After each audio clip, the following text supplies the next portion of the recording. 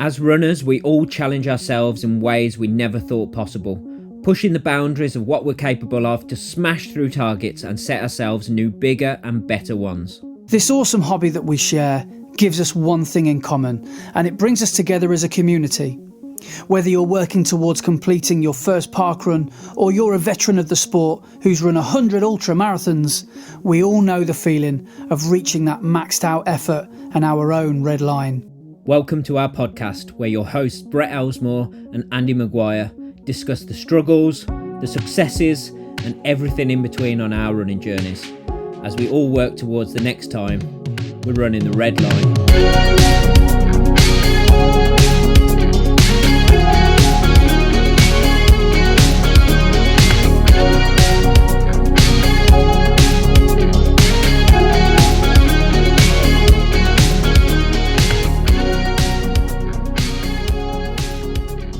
Hello and welcome to episode 90 of Running the Red Line. I am your host Brett, and I am joined as always by my co-host Andy. And how are you this week, mate?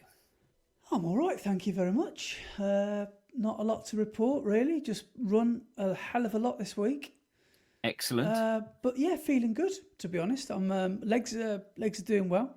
It's the most I've ran for a long time without counting, ultras and stuff like that. Like, I don't think I've run this amount of volume for earlier on in the spring when I was training for Leeds. So nice. It's so relentless though, isn't it? Getting all those training, looking at my my training calendar on Strava, my training log.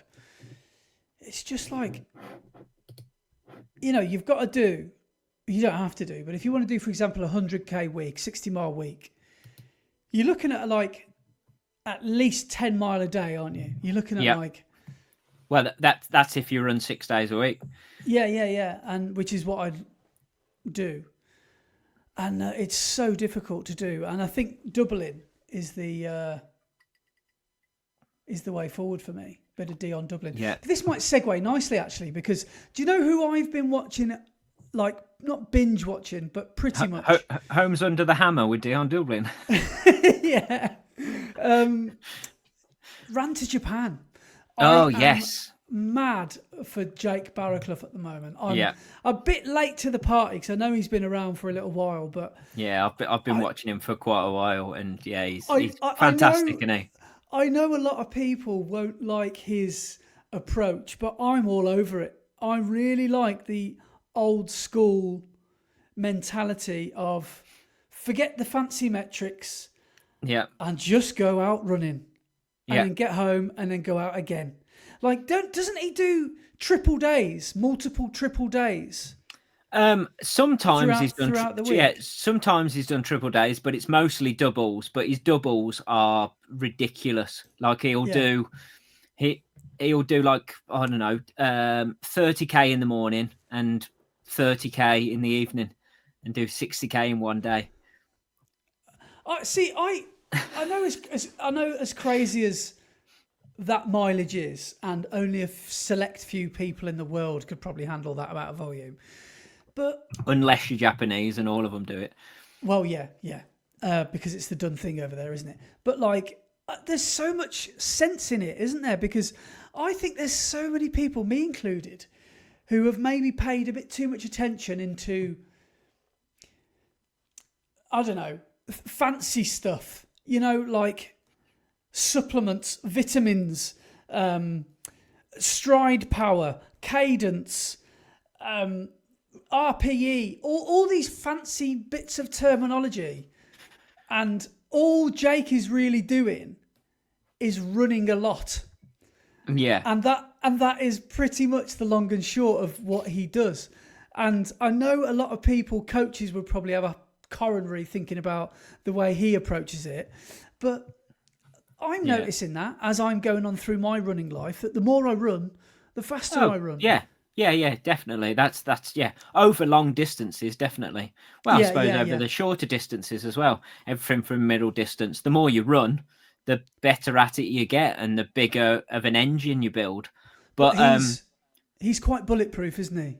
Yeah, well, that was going to say he's had a couple of injury scares here and there, and like obviously he had that one where he went over to where was he? It was when he went to Copenhagen. He was going to do the Copenhagen Marathon, and then Did he have he got an infection or something? yeah, he'd got like a cut where he'd fell over on his arm, and it went infected, and he like was in hospital for a few days because it properly affected him. But yeah, he was saying though on one of his videos a while back that in Japan it's the done thing that you just do massive mileage because you build up this aerobic engine and blah blah blah blah blah. But he said it's also why a lot of Japanese runners, once they leave school, half of them drop out and stop doing running because they've done so much mileage in their early years that they've overdone it and they're really prone to injury and stuff like that. So, or they reach adulthood and have to get a job and realise, how the hell am I doing 300k a week? How am I doing 150 mile a week? Yeah.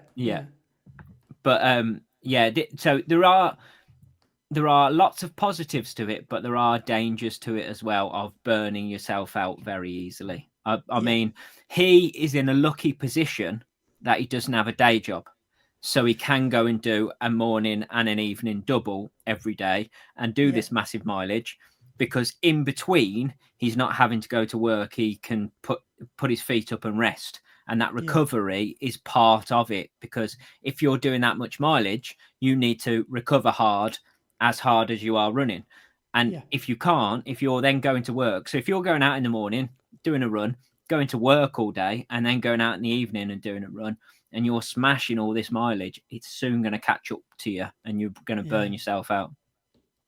No, I know it's perhaps not a very sustainable way to train, but I just like the ethos of train harder, not smarter. I just like that. I think I think so many people and so many people push these fancy metrics and Oh yeah.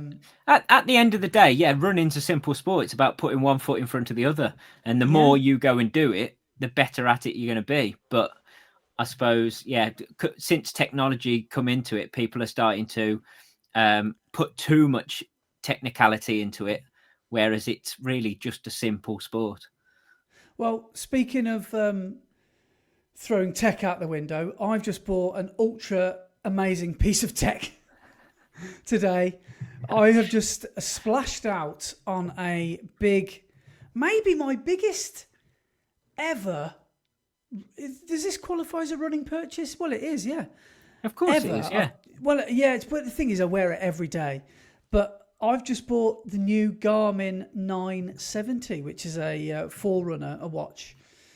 And this bad boy that's been held together by tape ever since the river run. There's my tape. Look, my Gorilla tape. I've had some good times with this, this watch. So Laura bought us this as a wedding present. Yeah. Do you know? Right. What I've been trying to work out is, when did you do the river run down the Severn? July. And it's now what? November. Nearly December next week. And so how many months is that? 5 months. Uh-huh. And I'm pretty sure if you went onto any website or like even Amazon or something like that, you could get a new watch strap for next to nothing. But instead, you've just gone with leaving it taped. I've still got the Gorilla tape as featured in episode 2 of Running the Severn when we bought it from that Tesco. Yeah. This stuff, by the way, this Gorilla tape is ridiculous. It's so strong. I've only had to redo this strap, I don't know, 6-7 times. But look how firm it is. Look how which is brilliant. But what you just said is crazy as well, because you just said I've only had to do this 6 or 7 times, whereas one click on Amazon and you could have had a new watch strap for maybe, I don't know, £5. That sounds like Jake Barraclough would say. That just sounds too smart. You need to, you need to repair reckon your that's- watch. I reckon that's the only reason you bought that brand new watch, is because it's got an intact strap. It's nothing to do with the watch. Well, it's a sentimental thing, really, because I don't know what to do with this watch. I'm tempted to give it to my nephew, but because he's getting into like his parkruns and stuff. But then again, I just kind of like the idea of just keeping it, because it's like it's so beaten up, and I like having running scars, because I think there's a little story there. But yes, I could have got a strap, but then I looked into like, for example, Laura's had for her what she's had for different reasons. She wanted different looks. So she's got like a pink one and like a leopard print one. But she's had third-party straps for her Garmin. And the amount of times she's made a cup of tea or, I don't know, brushed her teeth, and the whole thing has just come off because those third-party straps are rubbish. But the actual Garmin straps are like 50 quid or 40 quid or something. And I think, well, I might as well just wait until I have to upgrade. And I've got the Gorilla Tape. I'm all good. It's fine. I've got no hairs on this arm. It's just been waxed every time you wear it. I'm like, I'm just like completely clean shaven. But it's just one of those things. It's just had it's had a good old run. This this watch, I got this March 2021, and I got one of my first ever 5k PBs in this. Took it to Brighton Marathon. I've done all my marathons in this, all my ultra marathons. It's had a good innings. And I think 5 years, coming up in March. So yeah, let's just say 5 years. I think that's quite good value for money, really. So I'm hoping that this 500 quid I'm spending on this Garmin 970 will do a similar job. It might last another 5 years' time. So, but it should do. It should do. Yeah, there's no reason it shouldn't. It's not. Watches aren't really like computers and phones. They don't go out of date as quickly because, what are they really doing other than just tracking your distance and your time and your heart rate? But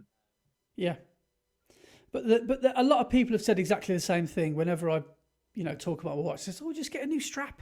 It's like, well, there's no point, because I need to upgrade soon. It's just, I was just waiting for the right time.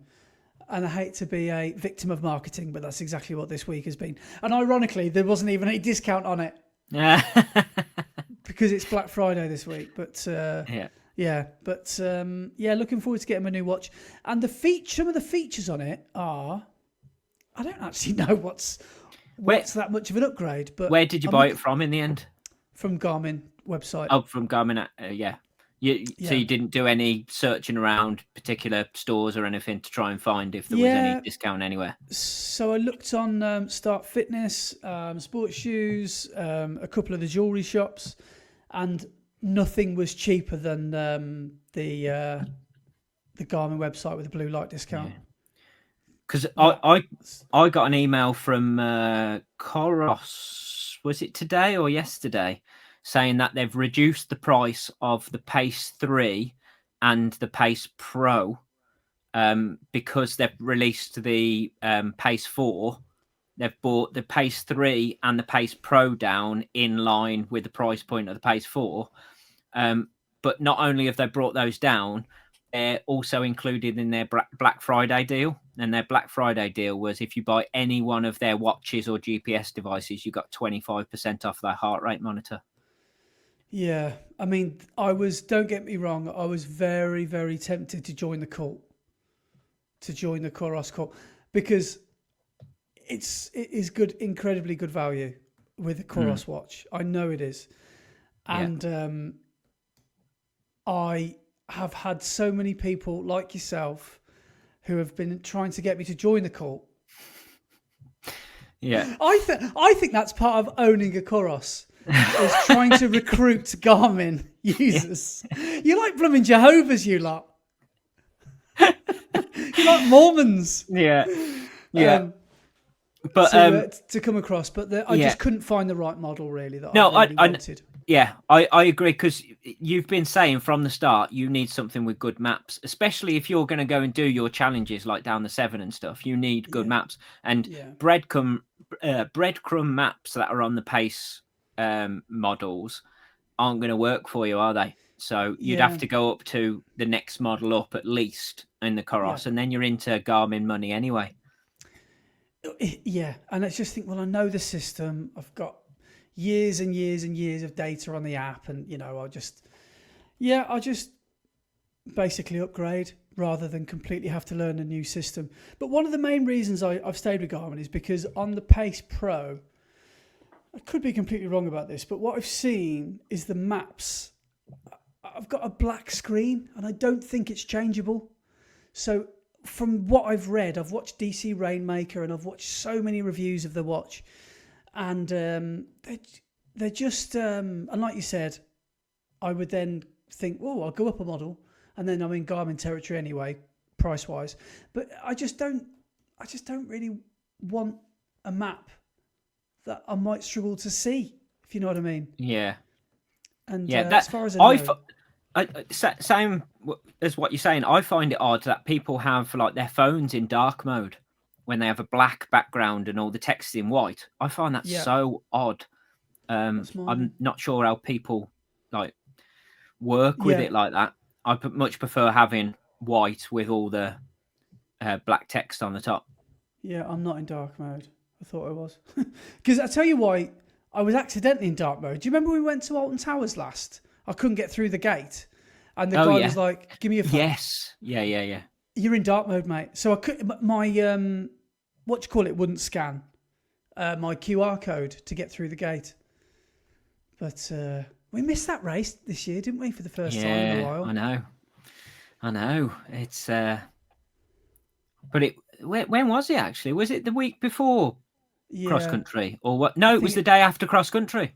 That's why. So it's about 2 weeks. That's one of the reasons one year I got an injury after Alton Towers is because I went and raced cross country on the Saturday and then went and raced Alton Towers the next day. I now realise what a mental idea that was. That you raced the Alton Towers half. Yeah. Even without the half marathon, Alton Towers is a hard day out. Yeah. Add that half in. Yeah. And then 12 hours after finishing, you're a lunatic. Why did you do that?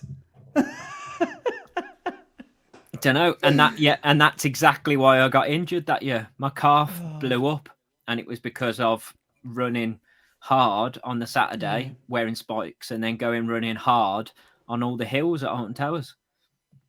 Do you know, that's one thing that you mentioned to me about after cross country, you'll feel your calves. Don't get me wrong, I did feel a little bit of a twinge in my calf, but I carried most of my DOMs in my hamstrings. So maybe we've just got a completely different running style, or maybe I just wasn't running as fast as you, so maybe I wasn't quite on my tiptoes like you were, but I just I didn't load through my calves. Wow. Badly that day. But I've been thinking about this. When's cross country? Next week? Yeah, next Saturday. Yeah, week tomorrow. I'll have another week to think about this, but I think I'm going to run next week slightly differently. I won't. I'll probably do it exactly the same as I did last time. Just go out like an idiot and then just wonder why I did that for the next 40 minutes. But I think I'm going to take the first lap a lot easier. I'm going to let people get past me. And then second lap, I'm going to start to go a bit harder. And then third lap, I'm going to try and take as many numbers as I can. That's what I think I'm going to try. And that's going to be your problem, though, is because if you take that first lap really easy, you're going to then spend the whole of the rest of your race trying to go round people, which that just makes it even harder, doesn't it? It's not like you're just running then. You're actually trying to physically get around people and through people, and they'll be in your way. So you'll have to go on the muddy part of the course. But in 3 weeks, I don't think I've turned into Ellis Cross. I don't think I'm going to have the capability to do what I did last time but do it better. I think the same thing will happen. I will die a slow, gruesome death out there. So I think something needs to change. And I think I just went out a little bit quick. So I think I just will. That's the one thing I would change. I'd go out a little bit easier, I think. Yeah. And just cross that bridge when I get to it. If I have to constantly be ducking, dipping, diving and dodging out the way of everyone, then so be it. Yeah. But I think I'd rather have a bit of something from halfway and beyond than have nothing. Yeah, I suppose as well, because we've got Telford 10K the week afterwards. So it's like 8 days after is Telford 10K. So you don't want to smash yourself too much, do you? And then not run well at Telford. Yeah, because I do want to run well at Telford. Well, of course I do. But like I don't know. I just worry that I'll injure myself at cross country because it's such a different way of running, isn't it? And I'm such a virgin at it. I'm such a inexperienced runner when it comes to it. And I don't know if I mentioned this on the pod when we did it, but up until what time's kickoff? 2:30. Up until about 2:34, I thought I was quite a decent club runner.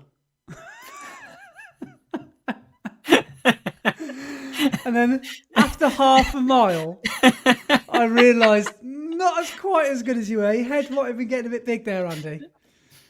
Wow, the calibre of runners really surprised me. I feel like saying, like, where have you all come from? Like, and it was like people a lot older than me as well were quite easily overtaking me.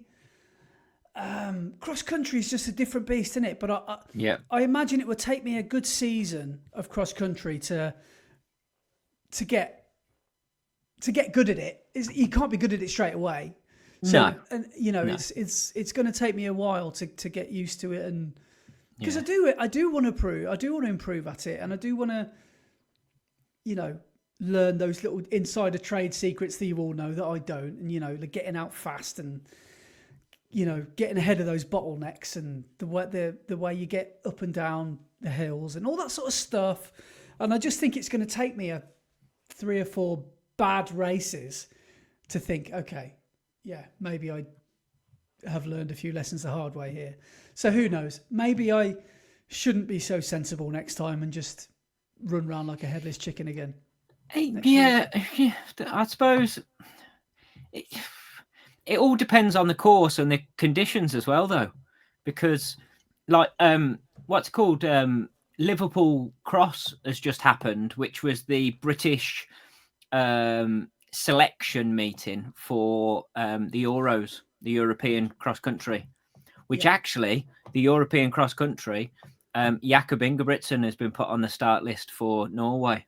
So wow, we shall see how he gets on, because he's won the Europeans 3 times now, and I think he's got 7 medals at the Europeans, like from juniors, under 23s, and then he's won the seniors 3 times. So isn't it somewhere like Spain or Portugal? It's in Portugal this year, and that's what I was going to say. So this year, the British selection is always from Liverpool Cross, and Liverpool cross country is known for being really muddy and boggy. Last year it was ridiculously wet and muddy, and everybody was just covered head to toe from racing. This year it wasn't as bad. It was still muddy, but it wasn't as bad as last year. But it was still quite a muddy race, and there's lots of people are saying that, does it really line up with what they've got to go and do for the Euros? Because it's going to be in Portugal, so it's going to be completely bone dry, and it'll be a completely different type of race. So are the people who can run really well in the muddy and hard conditions the same people who can run really well on dry, nice conditions? And that was sort of what happened a couple of years ago. So like I think it was 2023. Liverpool was quite dry, and there wasn't the mud that there normally was. It was quite dry and a real nice surface for the course. And all of the people who got through to the Euros, we then didn't have a very good result in the Europeans, because the people who had gone through then went to the Europeans, and the Europeans course was so boggy and wet, it was ridiculous. And the people who had got through at Liverpool had got through on a really dry course. Yeah. And it hadn't really prepared them for what was coming up in the Europeans. Because, the last Europeans, man, it was muddy and boggy. And there was not in somewhere like Turkey, though? I can't remember where it was. But the only one who ran well was Hugo Milner. And he was trying to win it, and he was up the front. But the rest of them didn't have a very good race. And a lot of people are saying, is that because what they're going through from in the selection is very different to the race they're going to do against other people? But at the same time, it's a race, and you can only race what's in front of you and the conditions that you've got on that day. So they can't control the conditions, so they're not going to go, oh, sorry, it's a bit wet, and the Euros are in Portugal, so we won't hold the race today. That's not how it works. It's you race the conditions that you've got, and whoever wins. You're on a track and you've got to show what you're wearing to the officials and all that. You've got to declare that, I'm not wearing spikes, so I can't set a record and all that. Is it the same cross country, or are you allowed to wear? You can wear what you want. Do you have to wear spikes? You don't have to wear spikes. You can wear shoes if you want to, but I think there is a limit on stack height and things like that. So, where was it? Was it last year or was it the year before? There was another cross country like champs. Might have been last year actually. And when they got there, it was completely bone dry. So all of them wore super shoes instead of spikes for the race. Really? Yeah. So was it that one of the Nationals won in the UK that was rescheduled to, like, is it Stoke-on-Trent or somewhere? Yes, it was the Nationals. That year that I couldn't do it. It was 2023. Yeah, and they cancelled it because the car parks are all waterlogged, and then ran it in, when was it, in the summer rather than in February. And it was everybody was wearing normal shoes rather than spikes. Yeah. Well, why would you wear spikes? I guess. Yeah. But that sound, that will stay with me. That will,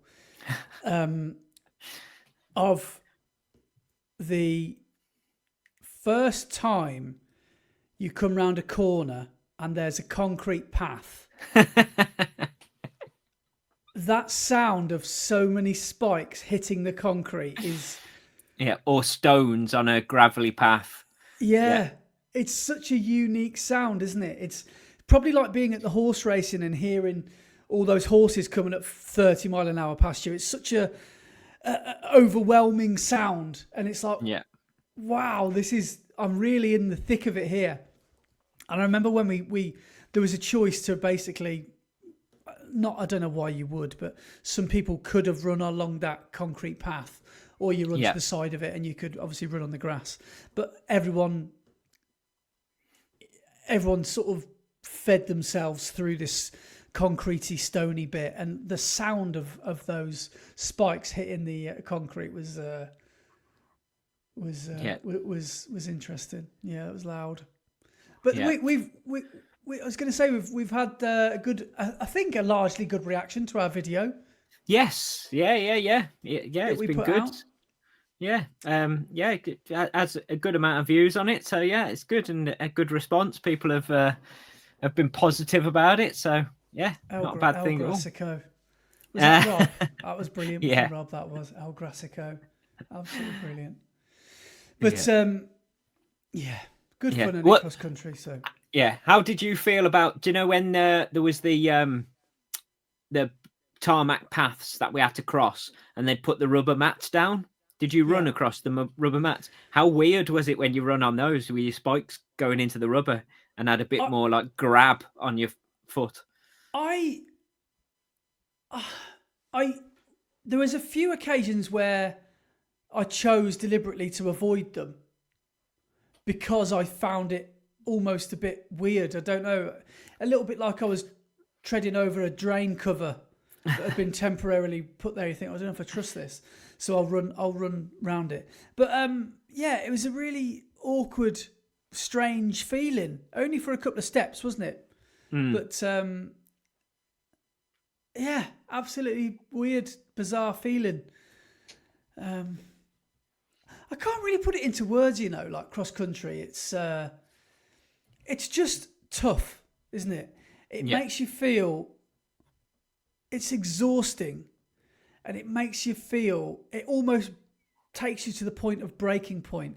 It takes you to a similar place that a marathon does, doesn't it? That's what I felt. Yeah. Or maybe it shouldn't, but that's because I went out too fast. But it makes you feel, it toughens you up, doesn't it, I think? And I'm, like I said, like a season of doing that 4 or 5 times a year, that would soon toughen you up, wouldn't it? To cold weather, muddy conditions, hilly courses, that sort of thing. You'd soon stop getting scared as a runner because you've run through some really bad conditions. I'm interested to see what the conditions will be like for the January one, because I've run some in January, February when it's been like snow and ice on the ground, and it's a completely different race again, because the ground in certain places is rock hard, but then really mushy and slushy in other areas. So you've got to wear spikes because you won't get through the slushy bits properly. But then when you're on the rock hard bit, it's weird. So do you find that them first 2 fixtures before Christmas are like the tropical ones? They're the easy ones. Yeah, they're normally the ones afterwards. Yeah, they're normally the muddy ones, and then the ones after Christmas are normally the freezing cold ones, where you're in your vest and pants in the snow, in like minus temperatures. I was speaking to a guy at club on in the week, and he was saying he doesn't really fancy doing cross country because it's just not his thing. And he said when he did it, he said to the cross country captain, he said, "It's a bit cold. I think I might put my base layer on. Would that be all right?" He said, "You can, but you'll be very heavily judged and you'll be teased a lot, and people will come up to you and call you a fanny." He's like, "Okay, I won't wear one then." And he never did it again after that.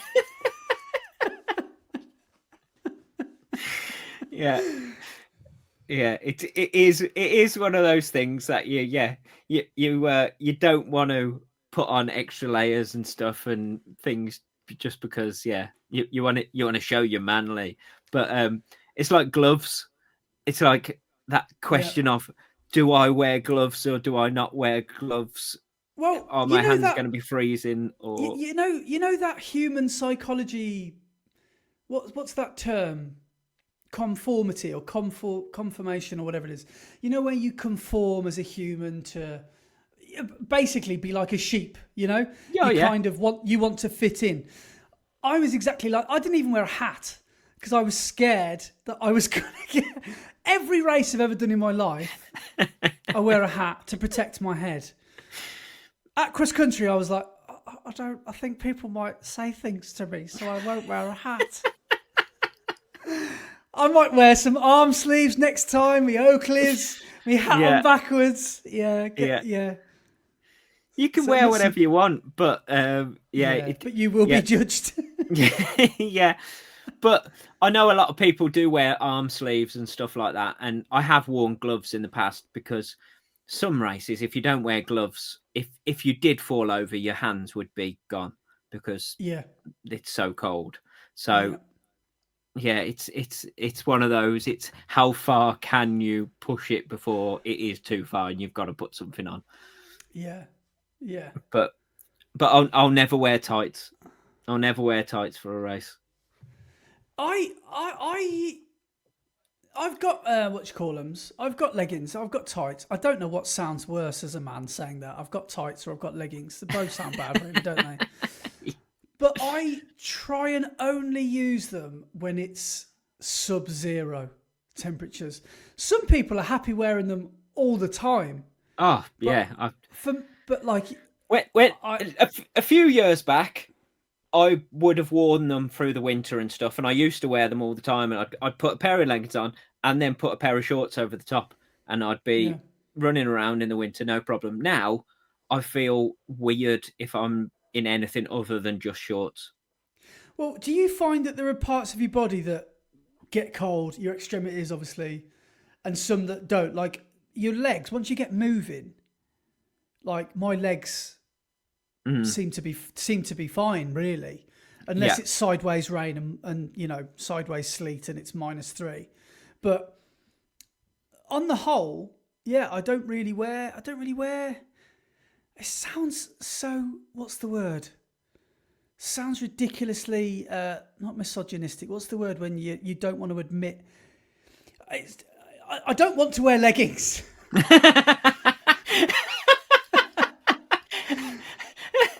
I don't want to wear tights if I don't have to. That was quite. I don't know what the word is. Yeah, I'm not wearing leggings. But like, I don't know what it is. Maybe I just don't. I've got this fear of looking like a weakling when I know that they're doing an actual job and they're actually keeping you warm. And it's not a very good look when you're blue in the face in a ditch somewhere. Yeah. Or, your fingers don't work. So when you actually do fall over, you can't even stretch out your fingers to catch yourself. So you break all the fingers on your hand. But yeah, I don't know what it is. Just weird, stupid male bravado thing that I've got where I don't want to. I don't know. Don't want to wear leggings or tights as they're well known. Yeah. I don't know. Silly thing. I don't know. How did I will wear them in super cold weather. How did your feet hold up in cross country? Did your feet get cold? I didn't like going through the stream. I don't know many people that would have.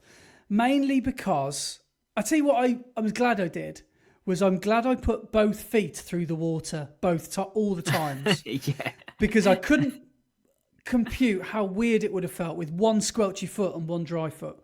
So both my feet. But the squelchiness seemed to just leave my thoughts after about, I don't know, 10 seconds after that brook.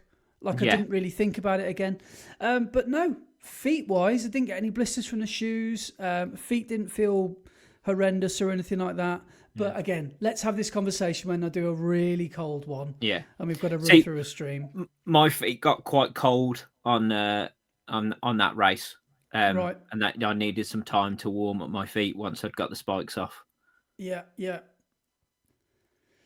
It's just one of those things. I'm just going to have to do lots of different cross-country events and just work out what works. Thick socks, thin socks, no socks. Do people wear no socks?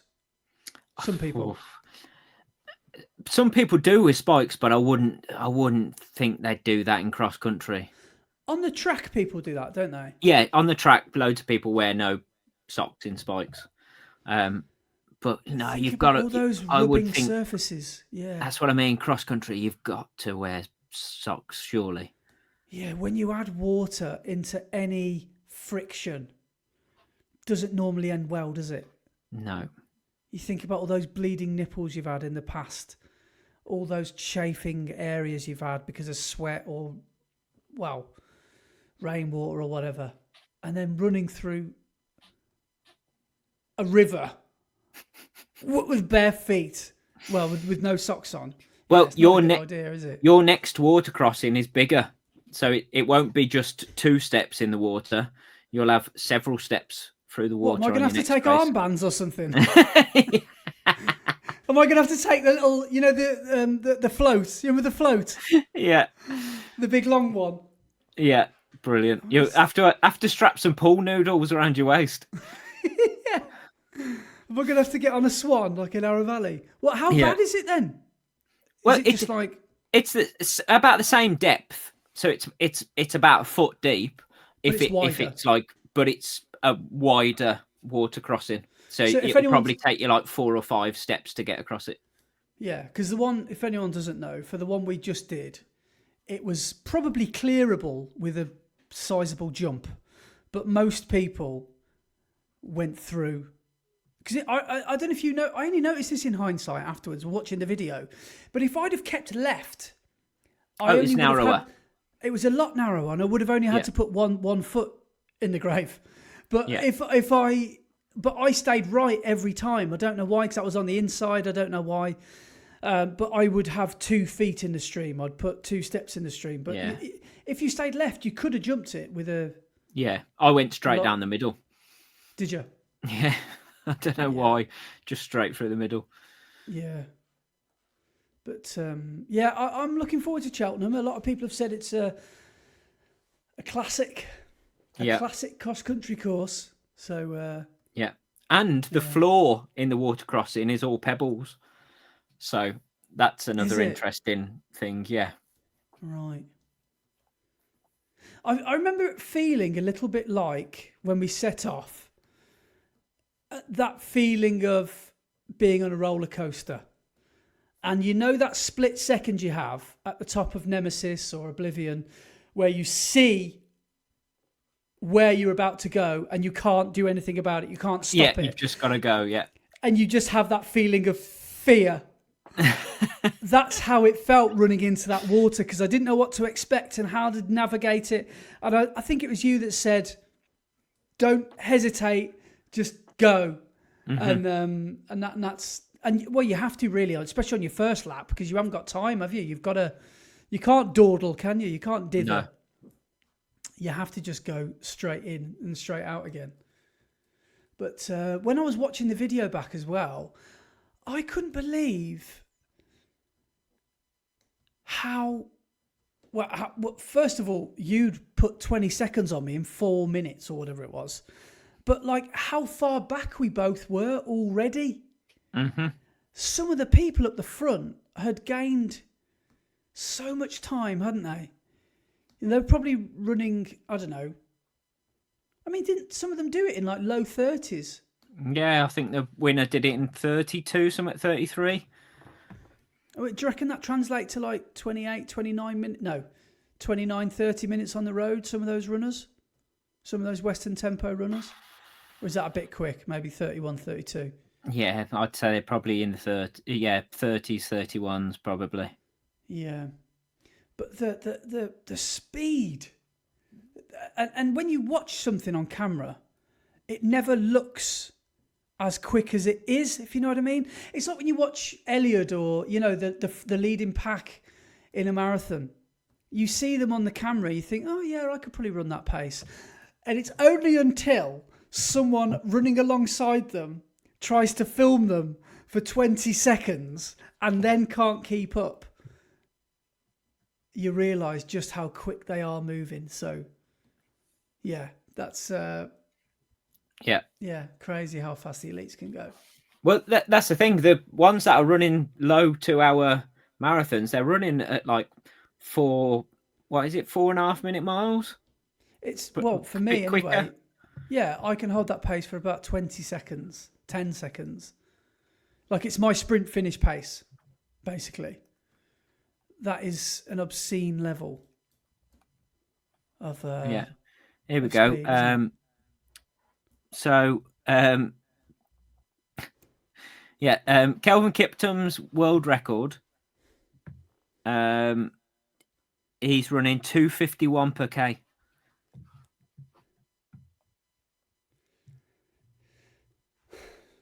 That is madness. Yeah. God, which is mad? Yeah, isn't that absolutely crazy? So, oh, by the way, it's by the time people listen to this, people will have a week before Valencia, so they might not hear next week's podcasting time. So, if we don't say it, good luck to those of you that are running Valencia. Obviously, Brett and I were supposed to be there this year, but for different reasons, we're not. But I hope you all have a really, really good race. And just, go out there and smash it. It's a really good course for those of you that have never run it before. And that blue carpet, remember, when you hit the blue carpet, it's 400 to go. And the best bit about it is you get this downhill ramp as well. When the blue carpet starts, you get this downhill. And it's like, it's an amazing feeling. And don't worry for those of you that go and see the course the day before. It is actually a blue carpet. They do get rid of the polythene layer. They do get rid of the cling film, because I was worried they were going to leave it there. It's like it looks a bit disappointing. I'll never forget that conversation with you. It was brilliant. The blue carpet's all right, but yeah. Looks better in photos. I thought it would be bluer than that. Yeah, the cover's on it, mate. You absolute prat. But that was a good feeling about doing your shakeout on the Saturday morning. It's a who's who of running, by the way. Running through that, is it called the Turia Gardens in Valencia? Do your shakeout on the Saturday morning around about 9 o'clock. It will be a who's who of the world of running. You'll probably see everything from YouTubers to elites to old friends. It's everyone goes for their shakeout around Turia Gardens. So yeah. Sorry, I've just been trying to find the pace in miles, minute miles rather than Ks. So 250, 251 per K was Kelvin Kiptum's world record of 2 hours and 35 seconds. That's 4:36 a mile. Didn't he negative split that race as well? Yeah. For Chicago, didn't he? He did. Or was it London? London split. London negative split as well. Yeah. Because he was close at London, wasn't he? Was he 201 something? Yes, possibly. Yeah, I think he was. Yeah. Because Kipchoge's in Berlin 2022. He ran 2:01:09, and that's 4:37 a mile. Yeah. Which is, it's crazy, isn't it, that pace? But going back to Valencia, how do you reckon some of the names that we know that are going to get on? Do you think, going back to him that we chatted about earlier, Jake Barraclough, do you think he is going to break 2:10 like he wants to? I think it depends on the weather, because I don't know how well he runs in warm weather, because he obviously is a Brit. But yes, there is that. But at the same time, he's training in Japan, which is hot constantly. Quite a warm climate, isn't it? Yeah. And he's recently bought that little sauna that's now in his tiny little room. I did see that. Yeah. I don't know. I hope so, because he's. I do root for him. I do like him because he's just so normal. Yeah. And I think that's one of my favourite things about him. He's just a bit of a lad, isn't he? Yeah. And that'd be good. That would put him, I don't know, top 10 all time or something, wouldn't it? If he goes below 2:10 for UK. Don't know. For British runners. Because what is the British record? About 2:07? I think Mo Farah still got it. I think Mo Farah's still got it. Emil Caress ran 2:08. Yes. Not too long ago, and he nearly got. I feel like it's 2:07 or 2:06 for Mo Farah. British marathon. Yeah, he's probably not in the top 10. A sub 2:10 is probably not top 10. No, I'm sure it's faster than 2:07. Was it 2:05? Mo Farah run.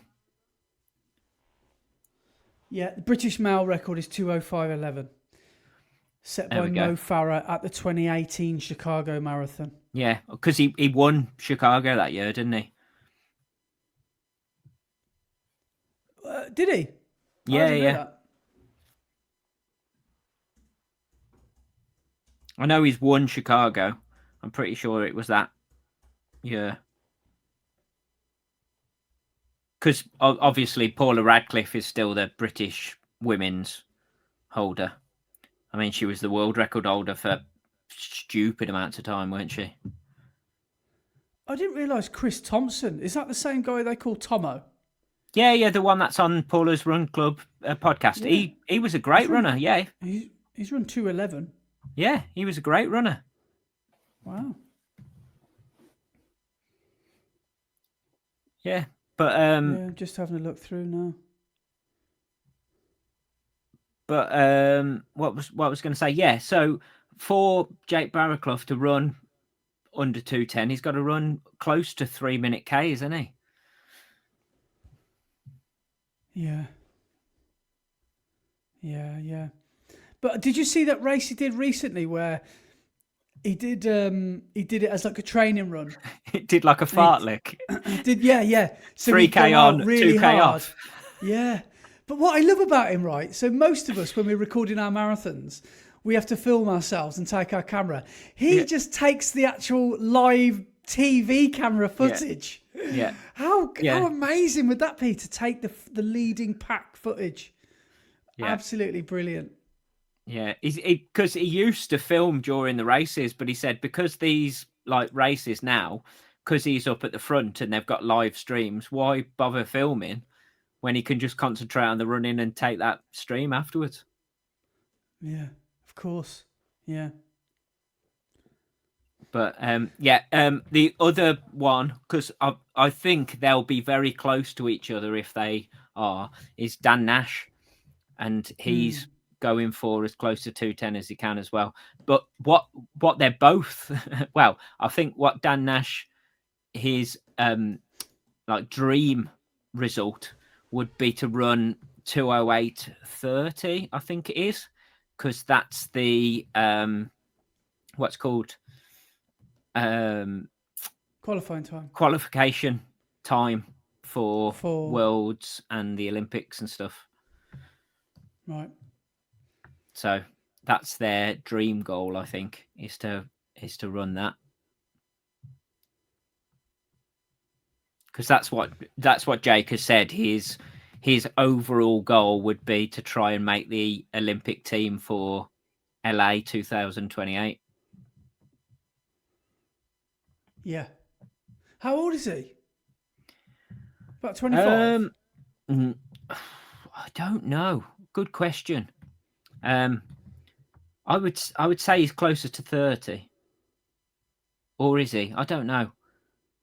Because he went to Birmingham Uni. Yeah, he did, yeah.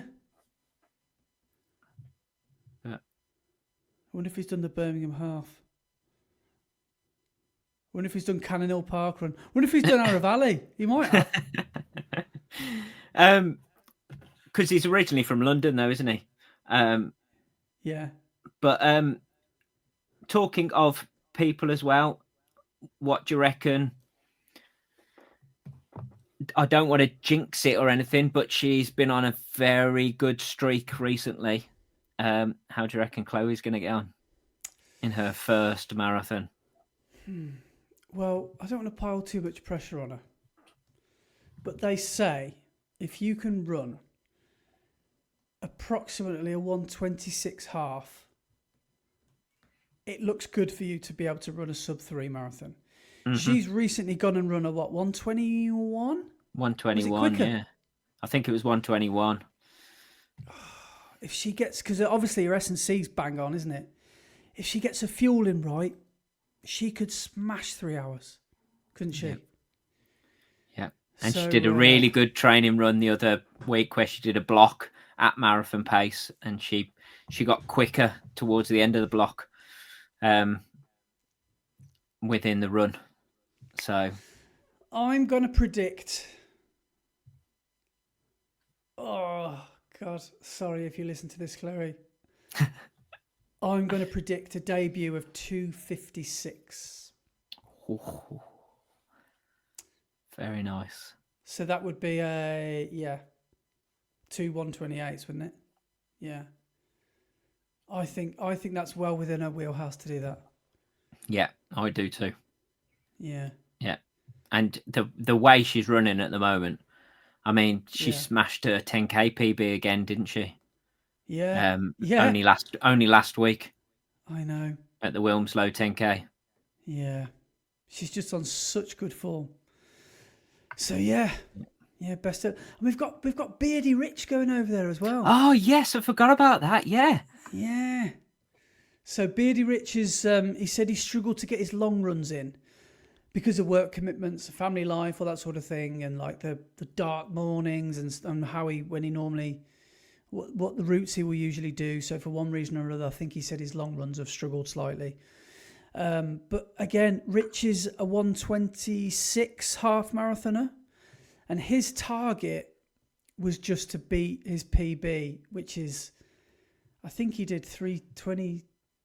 What did he do at Leeds? 3:26, 3:25.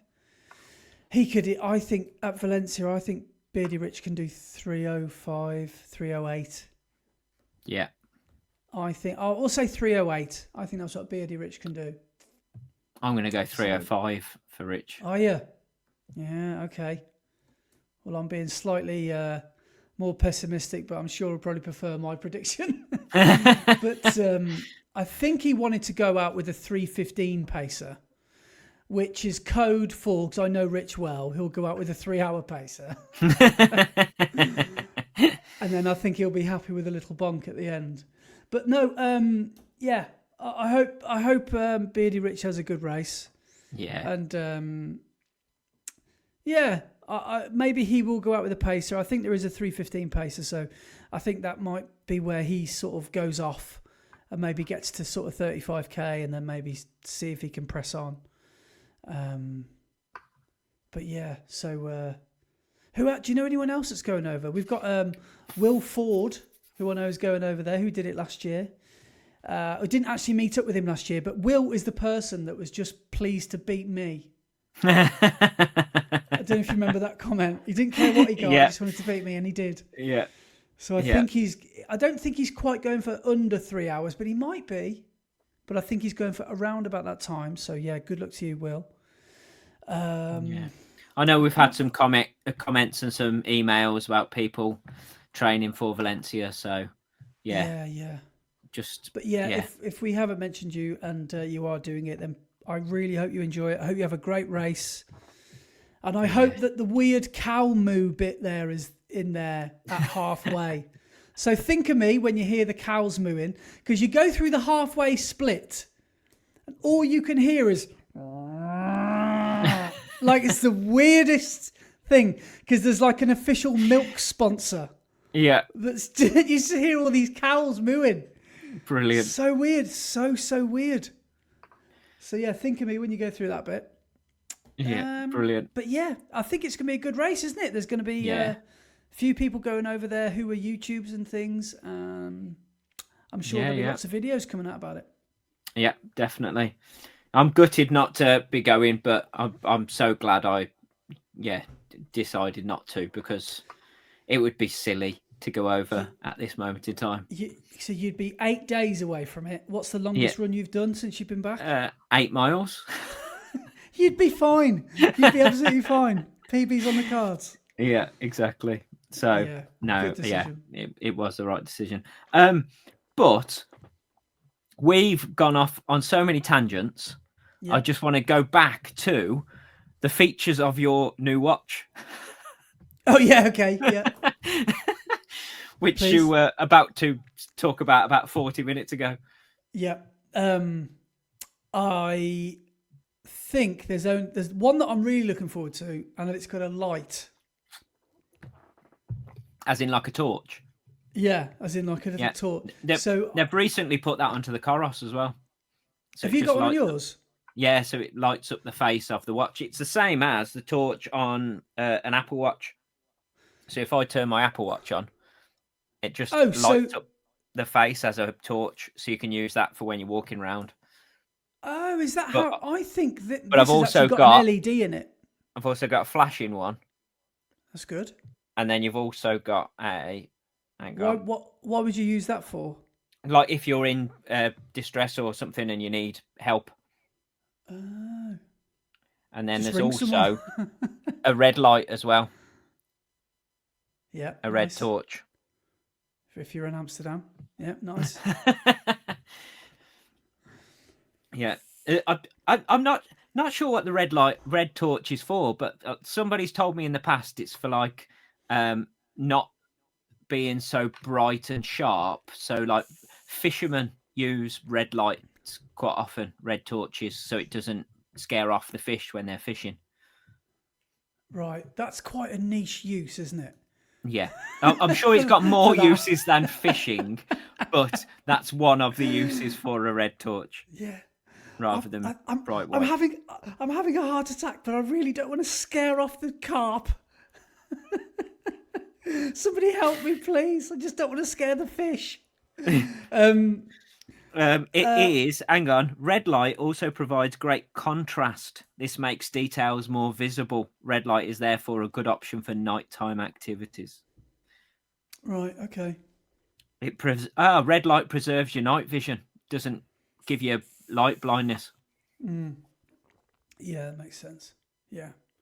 Well, I'm pretty sure that the Garmin has got an actual not USB, an LED built into it. So when you click rather the than button, using the face. so it's like a torch almost, yeah. Rather than a bright screen. So it's a bit like the old Casios where you press the button. But I'm really excited for it. That's probably the wrong word. For like those 3 a.m.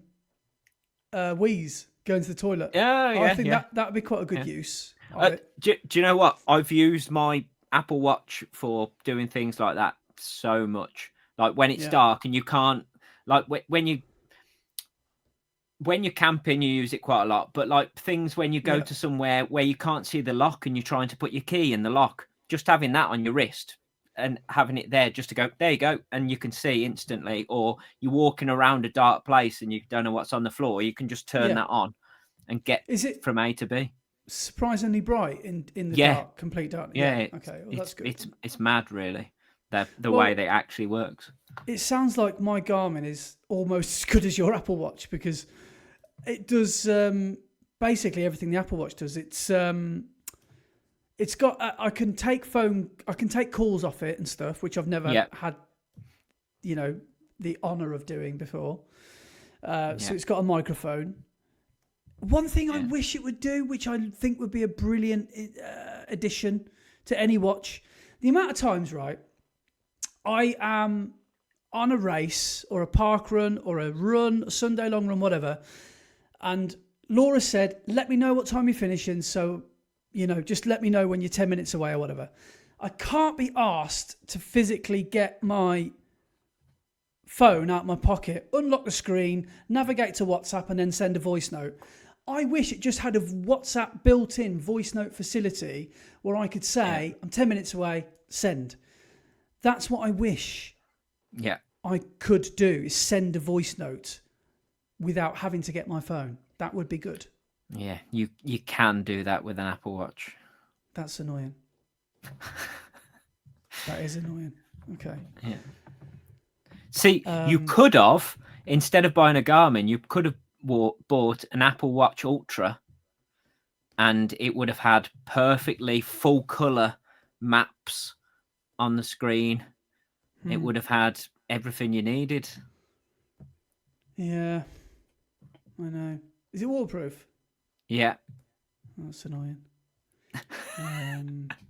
But they are a bit more expensive as well. I think the Apple Watch Ultra is about $1,000. Is it? Yeah, I think it is something like that anyway. Yeah, and as well, something I'm very looking forward to doing is Garmin Pay, like Apple Pay. I've never tapped my watch on a chip and pin. That's very exciting. Oh, hang on, for me to do that. Sorry, and Apple Watch Ultra 2 is for the base model of the Ultra. It's £600. That's annoying. Of the Ultra 2, or a refurbished one here is £325. I'll just get that one instead then. Let's get that. I'll get them both. But yeah, what's the battery life like on them? Apparently, well, this is the thing. I wouldn't. My Apple Watch was great, but the battery life was terrible. On the Ultra, they made it so it would last a lot longer, but it still doesn't last anywhere near the same as a Garmin or a Coros. Right. Okay. So you can use them for Ultras. It will last long enough, but it will run out a bit quicker. And I think that's because it does so much and because the screen has so much going on it. Okay. One thing I am checking, which I haven't completely forgot what I was going to do now. Forerunner 970. But what I will say is I moved away from my Apple Watch for running because they changed this on the Ultra and they put an extra button on. But there is no way on a normal Apple Watch of splitting your like lapping your watch other than double tapping the screen, which really doesn't work. Number one, when it's raining, because your finger doesn't work on the wet screen properly. And when it's freezing cold and your hands don't work properly, you can't double tap quick enough to lap your watch. On the Ultra, they put an extra button, which was an action button, which you could use as a lap button. But I moved away from using an Apple Watch as a running watch just because it wasn't fit for purpose. And I'm much happier with a Coros as my running watch. But I've just got so used to day-to-day use of my Apple Watch that I've stuck with it. I think once this finally starts getting to the point where the battery doesn't last a day and stuff, I might move away. Well, I've just looked to see if my new one has a touchscreen, and it does. Hopefully I can disable that, because that's really quite annoying, I think. That's the first thing I did on my Pace 3 and my Coros, was turn off the touchscreen. Yeah. So, but one thing I do like about Coros is I do like the twisty. What do you call that? The dial. The dial. Yeah, that's quite a good. Because that's quite probably good for quick selecting things, isn't it? Because I have to multiple press a button to go up and down things. Yes, yeah, Whereas you can cycle through really quickly. Yeah. That is a good thing about it. It's again similar to the Apple Watch. It's got they call it the digital crown on the Apple Watch because it needs to have a posh name, doesn't it? Whereas it's just a dial, just a wheel. Yeah, it's a wheel, mate. Yeah. Shall we? We actually do need to talk about a few things, don't we? Can I just say, it's the end of the month podcast, so you know what that means. What's coming up at the end of the podcast? And guess what? There is a connection. Yes. So look forward to that. We haven't even mentioned. Go on. Did ChatGPT put this quiz together? There is one ChatGPT based question. Of course there is. But I may, because there's actually two I could read out. One of them is a riddle, which is a ChatGPT one, or I might not read that one. I don't know. But we've got a couple of things to go through, haven't we? Our training weeks, and also it's been Black Friday sales week. Mm-hmm. Have we actually talked about if or what we've bought? We haven't, have we? Well, apart from my watch. You spoke last week about your shoes you bought in the Black Friday sales. Yeah. But we haven't spoke about what you've bought in the last week.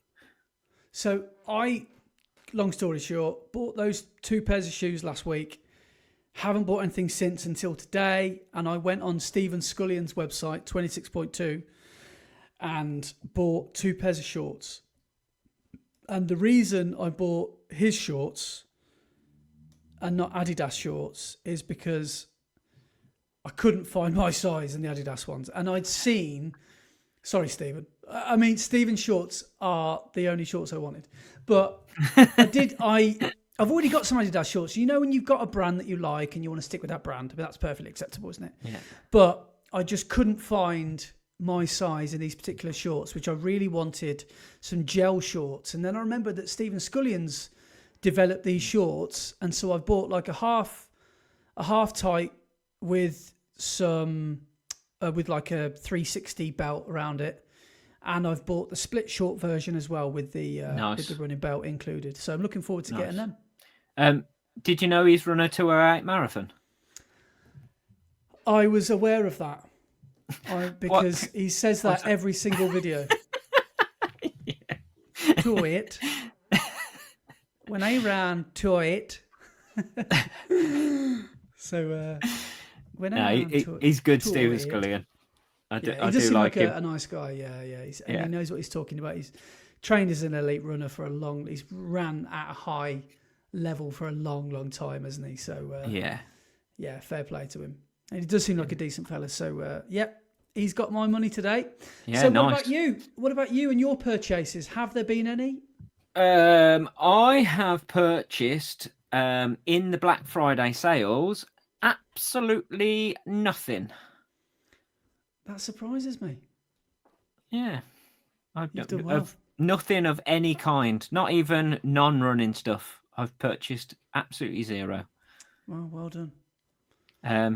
Number one, I've been very good and not giving in to temptation. And number two, I sometimes get a bit annoyed by the whole Black Friday thing because it's for the big corporations to make even more money and put the little small independent businesses out of business because people don't support the little independents and go to the big conglomerates that don't actually need your purchases. And it just shows you the fact that they can sell it 25% off just shows you how much profit they're making when it's not Black Friday. Yeah, I feel bad now. Well, no, I gave my money to Stephen Scullion, but he did have to discount the prices 50%. Yeah. But he's got my money. Yeah. No, I'm just I'm being a bit. But it is silly, true though, isn't it? At the same time, yeah. The problem is if you don't support your local independents and the small businesses, they won't be there and they won't be around. So, and I know that if I went to Sport Shoes and bought a pair of shoes, the guy at the top who runs Sport Shoes and I'm lining his pockets doesn't care. All he cares about is those pound signs rolling in. Whereas I know every single small business owner, when a email pops up to say you've made a sale, you do a little dance and a massive smile comes across your face because you know someone's supporting you and you put all the effort in to try and get it out to them as soon as possible and things like that, and try and make it a bit of a more special experience for the buyer rather than just click and it'll turn up on your doorstep. Yeah. Lovely. It's true though.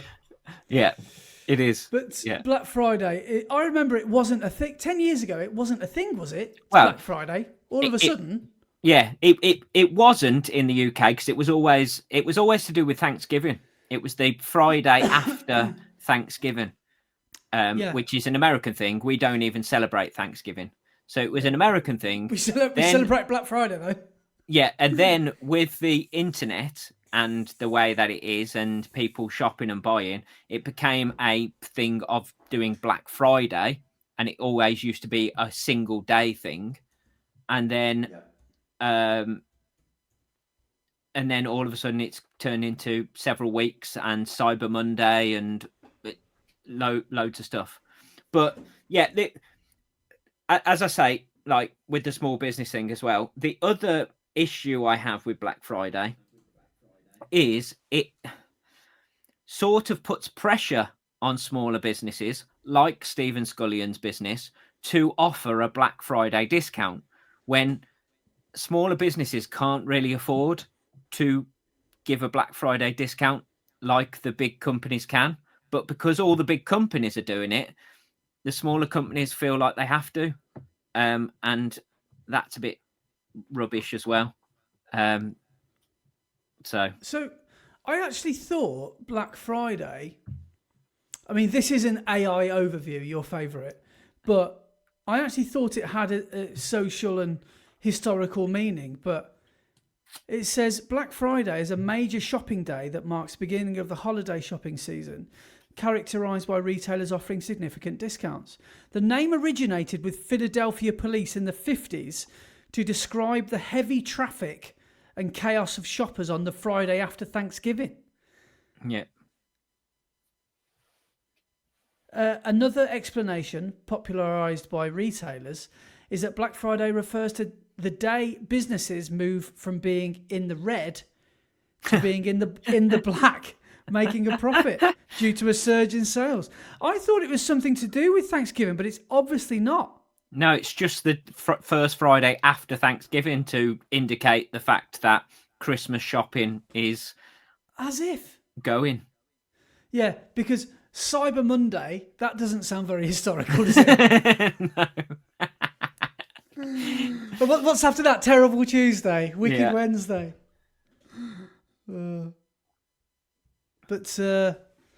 Yeah. Well, I've got a couple of pairs of shoes to try, which I'm looking forward to. But yeah, apart from that, and the shorts I've just bought today, and I was going to say, because my mum's birthday falls at a good time, which is next week, so I can always get her presents in the Black Friday sales. I said to her today, I was like, "What do you want, Mum?" And she said, "Oh, I really like these perfumes." And I thought she was going to say some like Boots' own, Superdrug one. She's come in with, I've never heard of them. She's put, I quite like, no, I asked her today, 10:45 this morning, what do you want for your birthday? Straight back, a surprise would be nice. I can't think of anything really. And then she comes back at 10 to 7 tonight.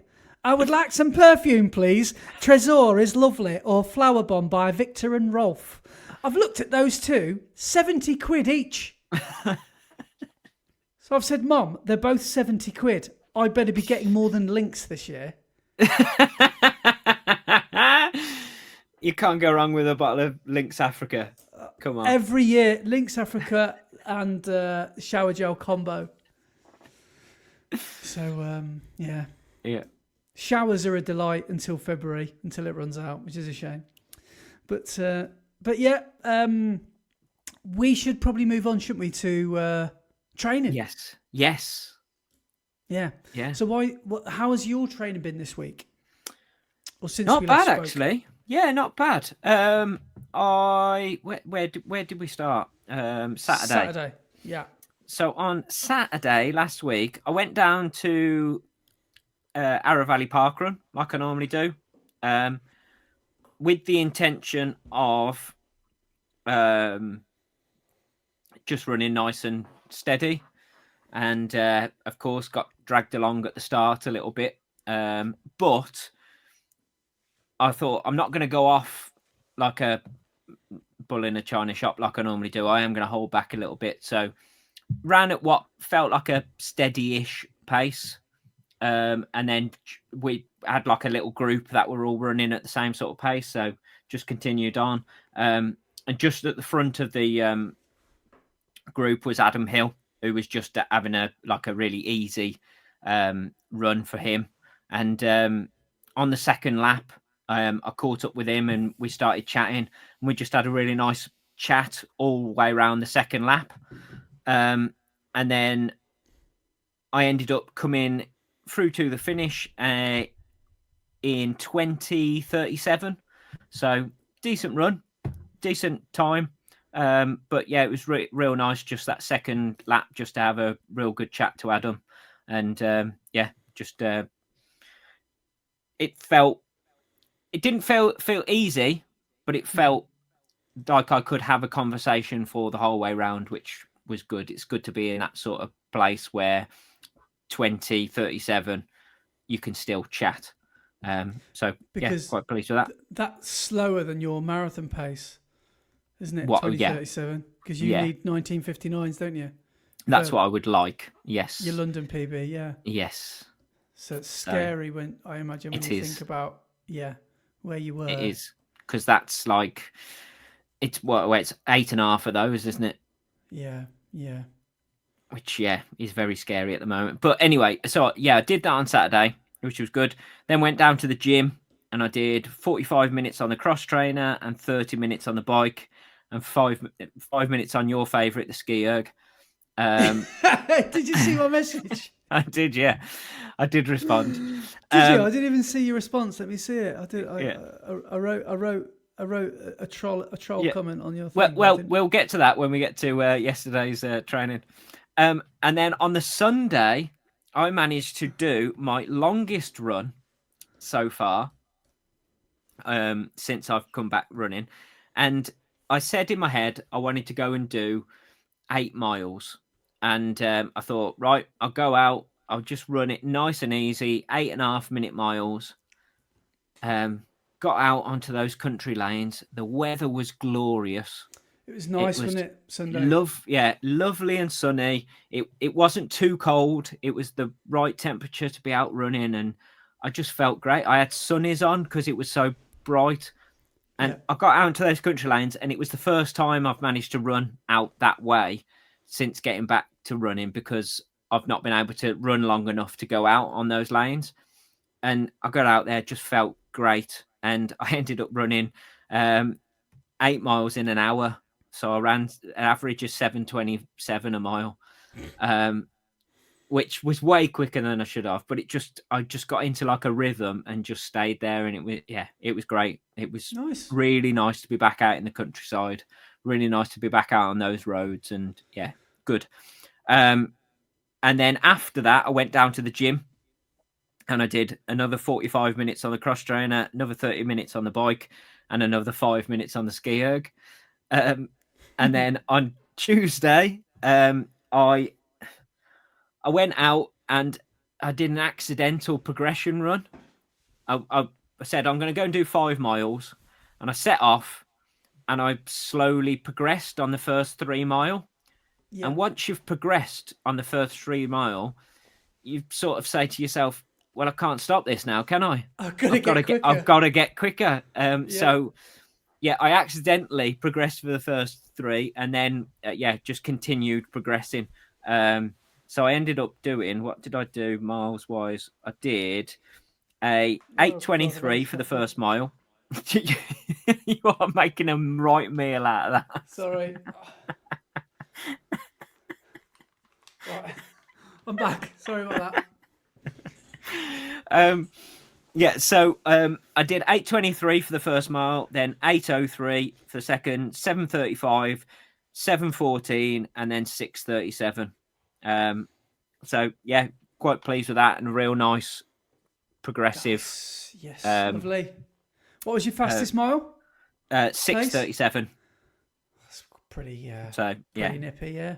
Yeah, so pleased with that, and then another half a mile jog because I was still half a mile away from the gym. So I just jogged for the next half a mile to the gym, and then got to the gym and did, as you can probably guess, 45 minutes on the cross trainer, 30 minutes on the static bike, and then 5 minutes on the ski erg, plus all of my S&C. So I did about half an hour of S&C after that.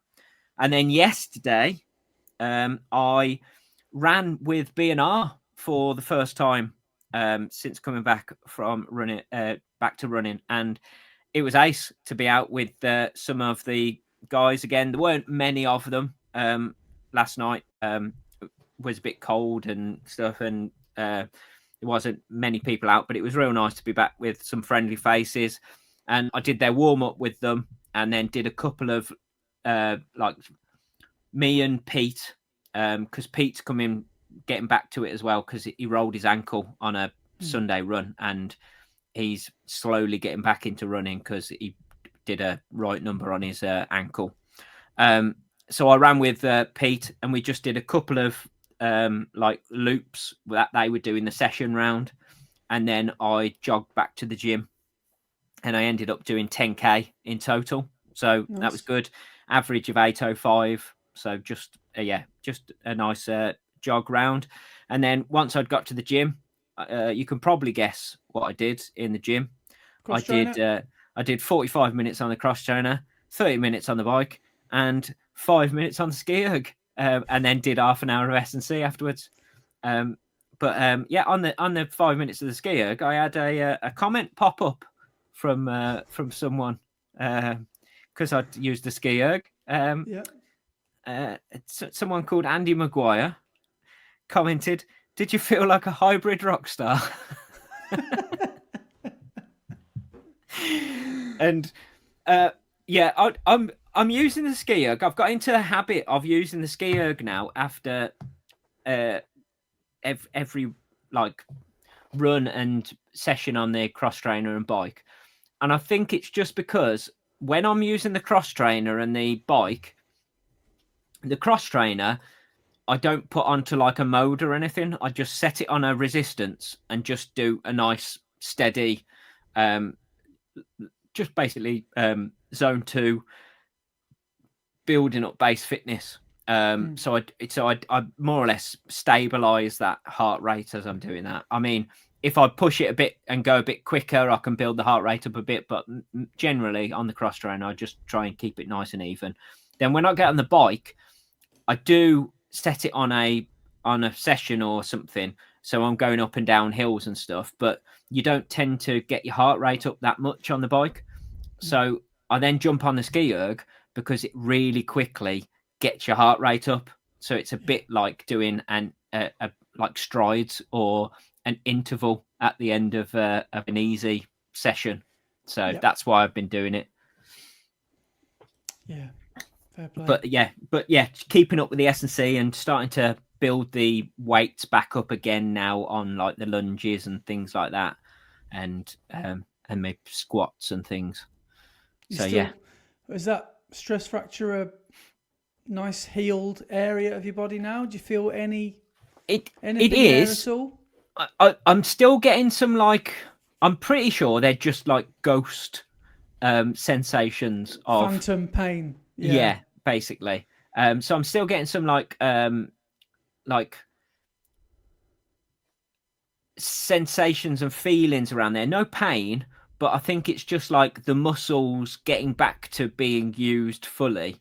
They're tight in places, and when I'm out running, you feel it a bit tight around there, and you go, "Oh," but it's not actual pain; it's just tightness. And I think it's just the muscles getting back to being used fully again.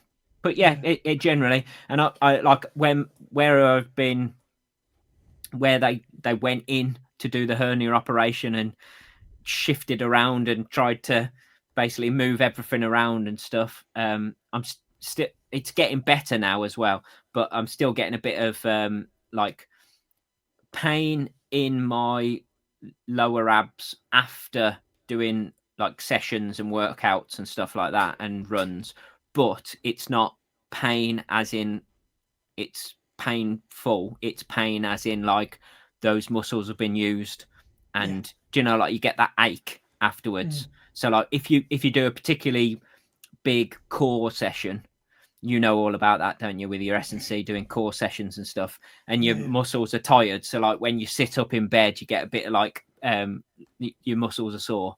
I'm getting that quite a lot down there, but it's getting much better now as I start to use them more.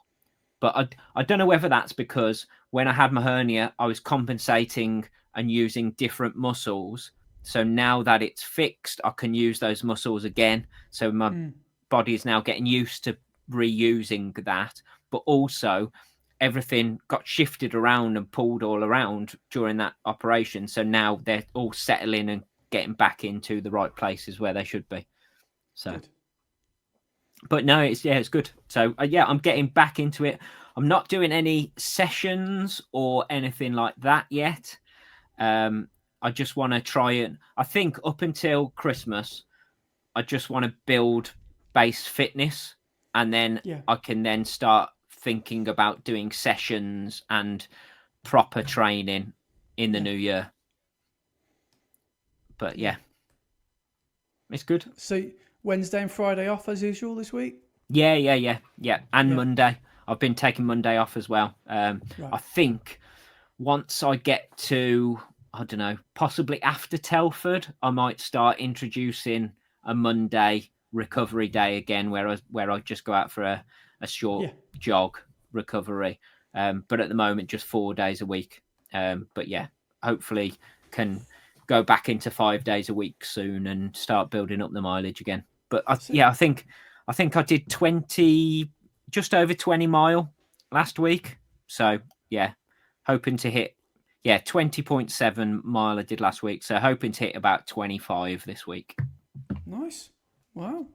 That's so all yeah, good, isn't it? Yeah, brilliant. It's all going well. How has your week been? So, starting last week, Saturday, I had a rest day because Saturday I was feeling my legs were just done in because I'd done I didn't realise how bad this sounds until I say it. I did two hill sessions in a row. And on the Saturday, my legs were just cooked. Oh, so your poor little legs are a bit tired, were they? Decided that my little legs needed some very much needed TLC. Yeah. So I don't blame you. Yeah, because where did you go on the Friday? So on the Thursday, I did a club session, which was a 12k 7-mile run around Worcester. Which is hill sprints. With hill efforts, all the way around Worcester, And then on the Friday, that was one in my video I released where I went up the Malverns and I did a bit of filming with the drone and stuff. Yes, yeah. And that was a decent amount. Oh, man. 200, that was 700-800 foot of... how nice was that sunrise and how good were those drone shots you had of you running? That drone, honestly, this drone I've got, it like flies itself. It's so good. It's so good. And it's just a bit of a pain in the arse to carry it with you. But I think sometimes it's worth it. Yeah. If you look out the window or the night before, if you can see the stars, you think, it's probably going to be a nice, cold, crisp morning tomorrow morning. I'll take the drone with me.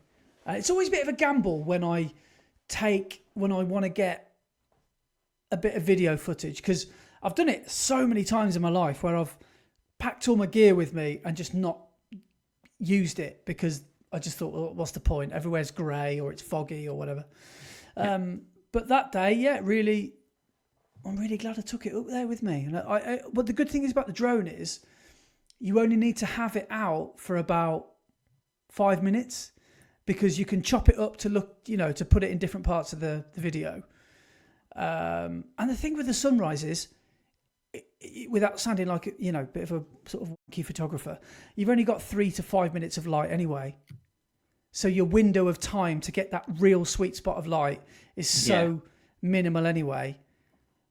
Just get it up in the air and get the best light, and then get it back down again, and then carry on with your run. So that's the way I try and do it. Nice. Yeah. So but anyway, I haven't even started talking about this week yet. Yeah. No, sorry. I was just going to say, I know exactly how you feel about all the equipment and everything.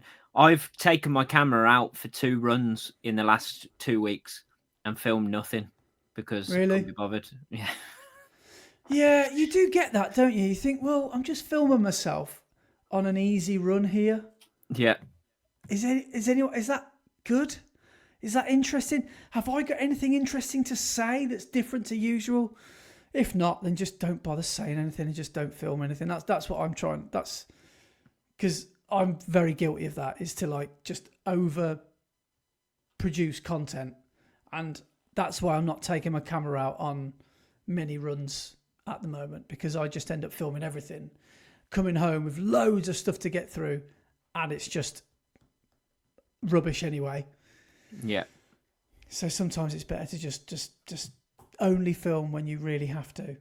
You got something to say or a story to tell. But anyway, Saturday I had off, and Sunday I went into Sunday with some fresh legs. Felt good. Organised a little group. We ran into Malvern and back. Did 25k. So I got my long run on Sunday in, which was nice. And that finished me on that week with 90k. So heading towards 100k. Nice. Because you ran into Malvern and back, was there many hills on that run, or was it nice and flat? Uphill on the way up, downhill on the way down. Amazing. Yeah. Pretty much how it goes. So yeah, nice, easy, negative split for us. Really, we basically took it easy on the way up, and then well, you don't take it easy because you're still putting a little bit more effort than you should be up those hills. But then when you come down the hill, you almost put less effort in, but you travel a bit faster. So it's the best of both worlds, isn't it, when you have a run like that? But then Monday, I did my usual recovery run, my usual 12k loop with Daisy. Tuesday, double day, I did easy in the morning, 10k, which was an easy run, similar to the one I've just talked about, just up and down the hills in the sunrise. Then Tuesday was a monster session at club. It was 6 by a mile.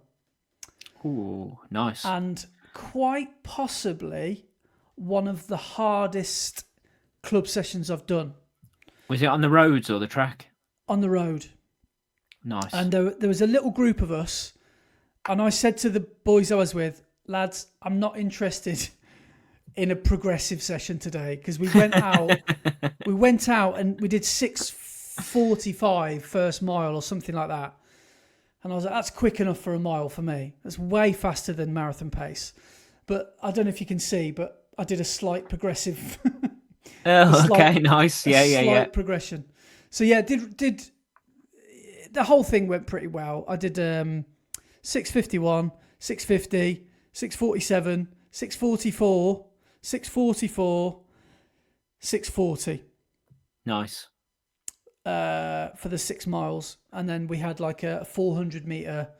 So basically, it was a loop and a little bit more, and then finish the lap, and then turn around on yourself, jog back to the start of the loop, and then do the loop, and then rinse and repeat. Yeah. So that's 6 mile of effort in that session, which is a big chunk. And that's not far off your 10k PB pace, is it? Yeah. 6:40 a mile. Yeah. So that was a big workout. So I felt quite sore on Wednesday, so I decided to have Wednesday off. Wednesday is, I don't know why, probably because the way my sessions fall. You're probably the same. You sort of orientate your running week around your Tuesday and Thursday sessions. So it makes sense, I guess, to have Wednesday and Friday off, or as Wednesday and Friday's easy days. So I have Wednesday off, and I have Friday is a really easy day. Thursday morning, double day again. So I did Thursday, nice easy base run yesterday in the sunshine around the lanes. And then yesterday, I didn't go down to session yesterday for one reason or another. Couldn't get down there. Had to take Laura to work. And then I decided I was going to do an easy run. Looked at my watch. Oh, I've just done that K faster than the last one. Oh, just done that K faster than the last one. Looks like we're doing a progressive session. And then So you did accidental progression, same as me. I got so carried away that I ended up progressing to marathon pace. Oh, excellent. So I did 12k and I got down to 4:30 a K, which is, that's probably about it's about a 7-minute mile, isn't it? Something like that. So that is pretty much my Seville pace, which is 4:30, which is 3:10 marathon pace. So that's about 7-minute miling, something like that, as a guess. Yeah. Maybe slightly slower. Shall I have a look, because I can see your Strava. Yeah. So in miles. So 4:30 is what I'm aiming for, a K. It'll probably look at like the last 3 miles on my. So what day was that? That was yesterday. Yesterday night. Easy with a slight pickup. Yeah. No, that was today. So yesterday. Oh, prog to Seville pace. Yeah.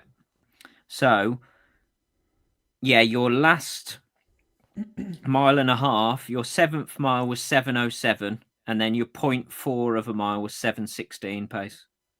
Right. Okay. So it's about 7:10ish. Then I would have thought makes about sense, doesn't it? 7:05. Yeah. 7:10. Here we go. I've got your splits in Ks as well, but at mile pace. Right. So your 10th, 11th, and 12th kilometers, you did a 7:15 per kilometer, a 7:10, and then a 7:13.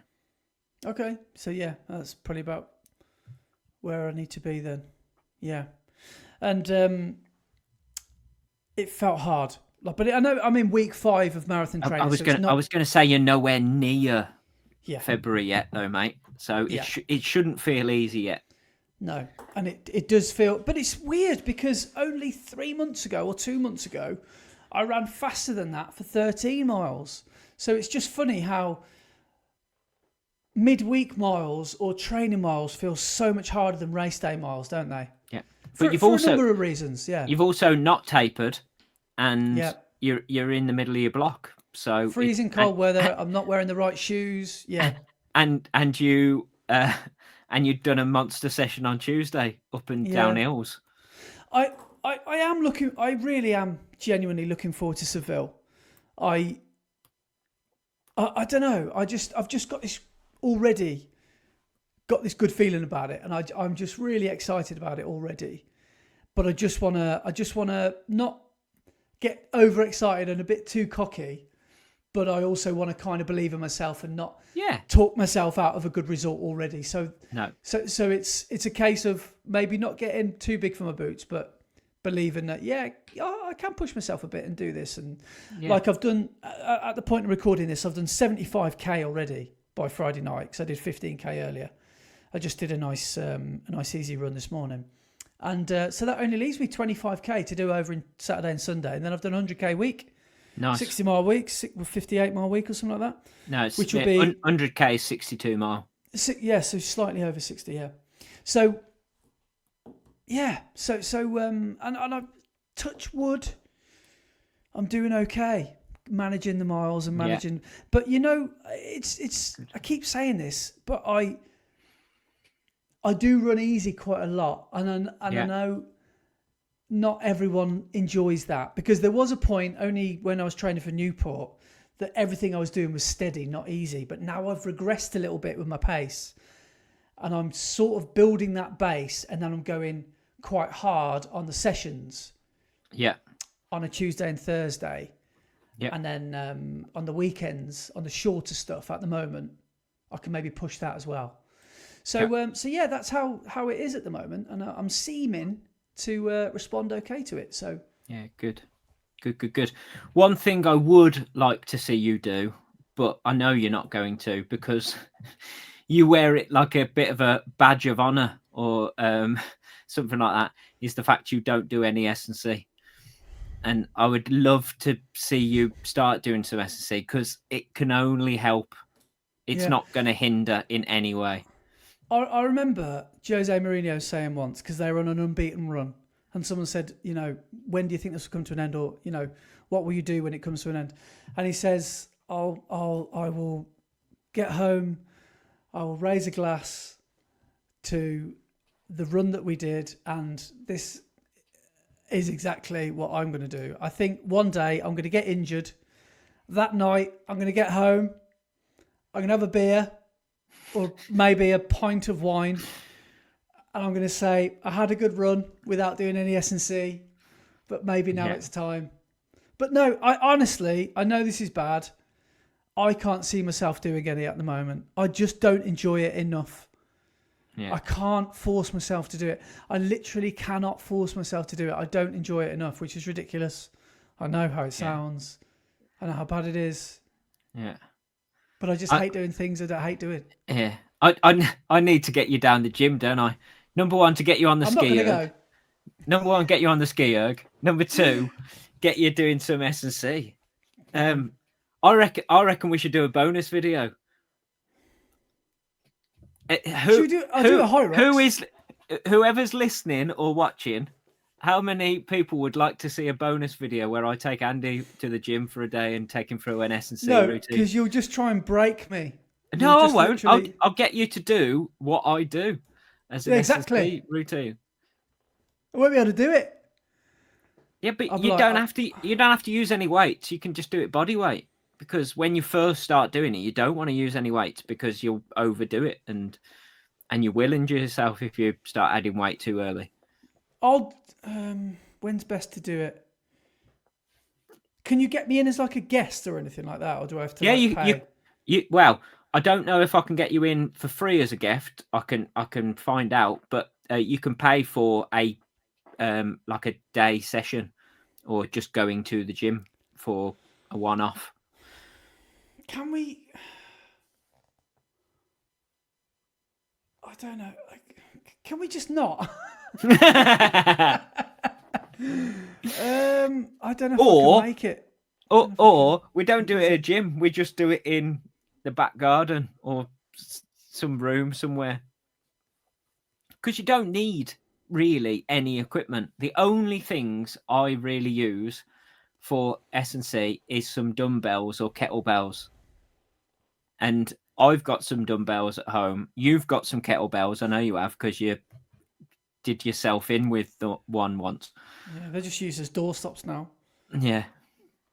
And so that's all you need. But as I say, when you first start off, you don't even really want any weights, because you want to use body weight to start off with, just to get yourself into it. But everyone I know that does S&C just gets injured. So, I just think, do you know what? I'm going to be... Is it the S&C that's injuring us? Or is it the fact that we're doing the S&C, which allows us to push our body even harder, and that's what then breaks us? Injured. That's why you're injured. Yeah. I saw this thing once. I think it was on Fargo. Did you ever see that, where they made a series of it with Billy Bob Thornton and Tim from The Office on Sky One? And there was a poster that Tim's character had. Let's call him Tim from The Office. And there was a load of fish swimming in one direction, and there was one fish swimming the other way. And it said, "What if they're wrong and you're right?" So that is very much...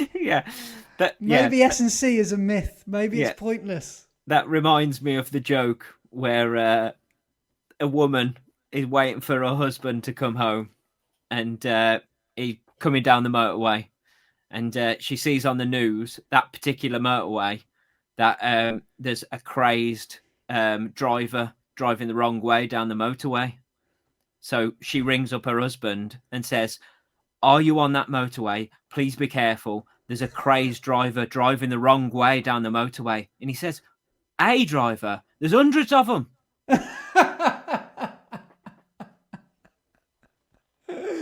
That's pretty good. But yeah, I just can't bring myself to do it, mate. I know what you're going to say, because I feel like whenever I say, "Oh, I don't have time to do it," you say, "Well, just drop a run a week." I don't want to. I really like the runs I do every week. Yeah, I love the easy runs and the recovery runs. I'm not saying you've got to drop any running. Just a little addition. Even if it's 5 minutes. Can't be bothered. Even if it's 5 minutes. I do some drills before session. Does that count? Not really, no. Because that's warm-up. When you get home from your runs, what do you do? Order a Shimla.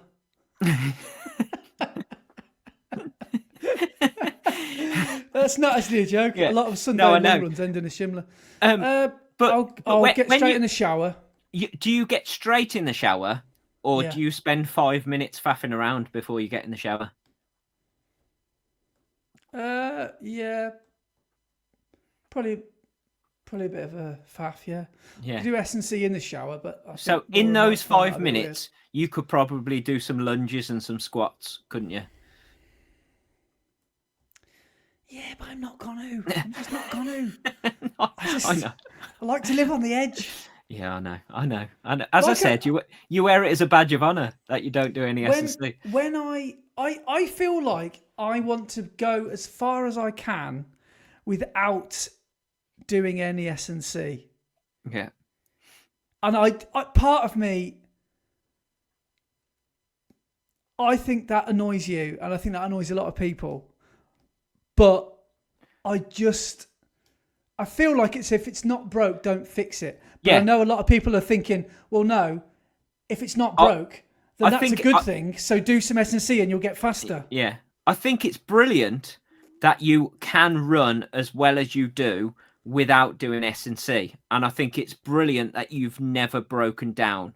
You are the luckiest man in the world that you've managed to do everything you've done and run so well without any injuries. And touch wood, fingers crossed, you never have an injury, because it's horrendous. Having an injury and not being able to run is not nice at all. So I don't wish that on you at all.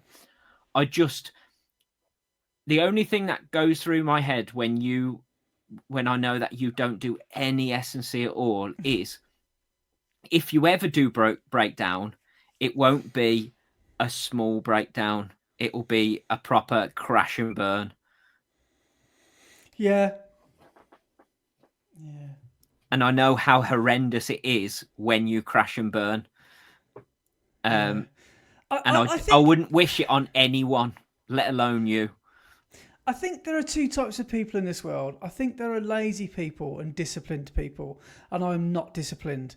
I'm disciplined a little bit when it comes to my running. I'm good at almost forcing myself out the door for runs, because I've almost got a weird sort of OCD obsession with getting mileage in and making the graph go that way. But I'm quite lazy. I'm naturally very lazy. And if I can find an excuse to get out of something or not do something, then I will. Because I love the running and I don't like the gym work. No. So I don't want to put myself through it. I completely agree with you. I love the running.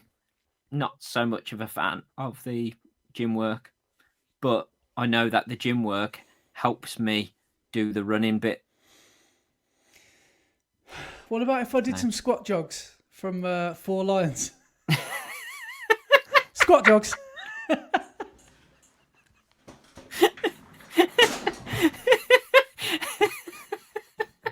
With the bags of bleach.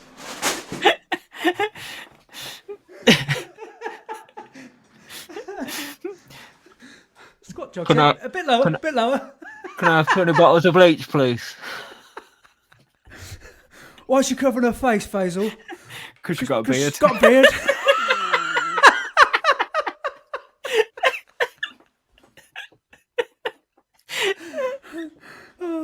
12 bottles of bleach, please.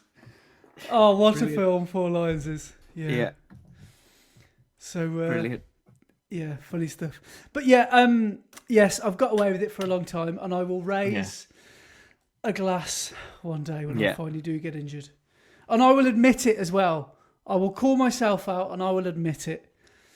But until then, no squat jogs for me. But I wonder if cross country will expose me as a non S&C runner, because there are a lot of times actually, 40 minutes out of 45 minutes, I was wishing that I was stronger getting up and down those hills. Yeah. Because I didn't feel strong at all. Sometimes if I ran a flat 10K, like at Bruges, I felt strong. I felt like a gazelle. Some of those miles. At cross country, I felt like a slug. I felt the opposite of how I feel on a road course. I felt exposed as a puny little road runner. But I'm sure there won't be many others who are like me, who don't do any S&C. But puny union, if there is any of us out there. Yeah, but you are doing a lot of hills, which is S&C in disguise. So, and all your trail runs up the Malverns, that's basically a bit of running S&C, isn't it? So a little bit, yeah. I know it's not the same thing, but I do nothing for my core and I do nothing for my upper body or lower body. So I am fluking it. I am well aware. Yeah. I will say though, along with all the core work and the S&C I've been doing, I have gone on a little bit of a cut in the last week, because as you know, we said last week, there's nothing like a race photo or something like that to make you realise. Yeah, watching that cross country video that you did, and the first few shots of me wearing that rather tight half zip grey top, and the shape of my midriff. I saw that and went, right, I'm going on a cut right now. I didn't really. I Yeah, didn't. I I didn't know notice at all. No one else would have noticed, but you notice yourself instantly, don't you? And this is the thing. No one else would have seen it at all. But me, that was the first thing I noticed. And I went, right, I'm going to, I'm sorting this out. Yeah. So, but yeah. Anyway, shall we go on to some comments? Yes. Oh, yes. Oh, that reminds me, we've got some emails as well. Yeah, go for it. So, we need to be quick then if we've got a quiz as well. Looking at the time. Right, so first one is from episode 87 with Matt, and it is from No Bips, Just Bops, and it is a catch up from the episode before, and they say, "Great pod, thanks for the shout out for Mother Speds. She was very excited after hearing it. Bonus that neither of us followed Matt, but we both do after this.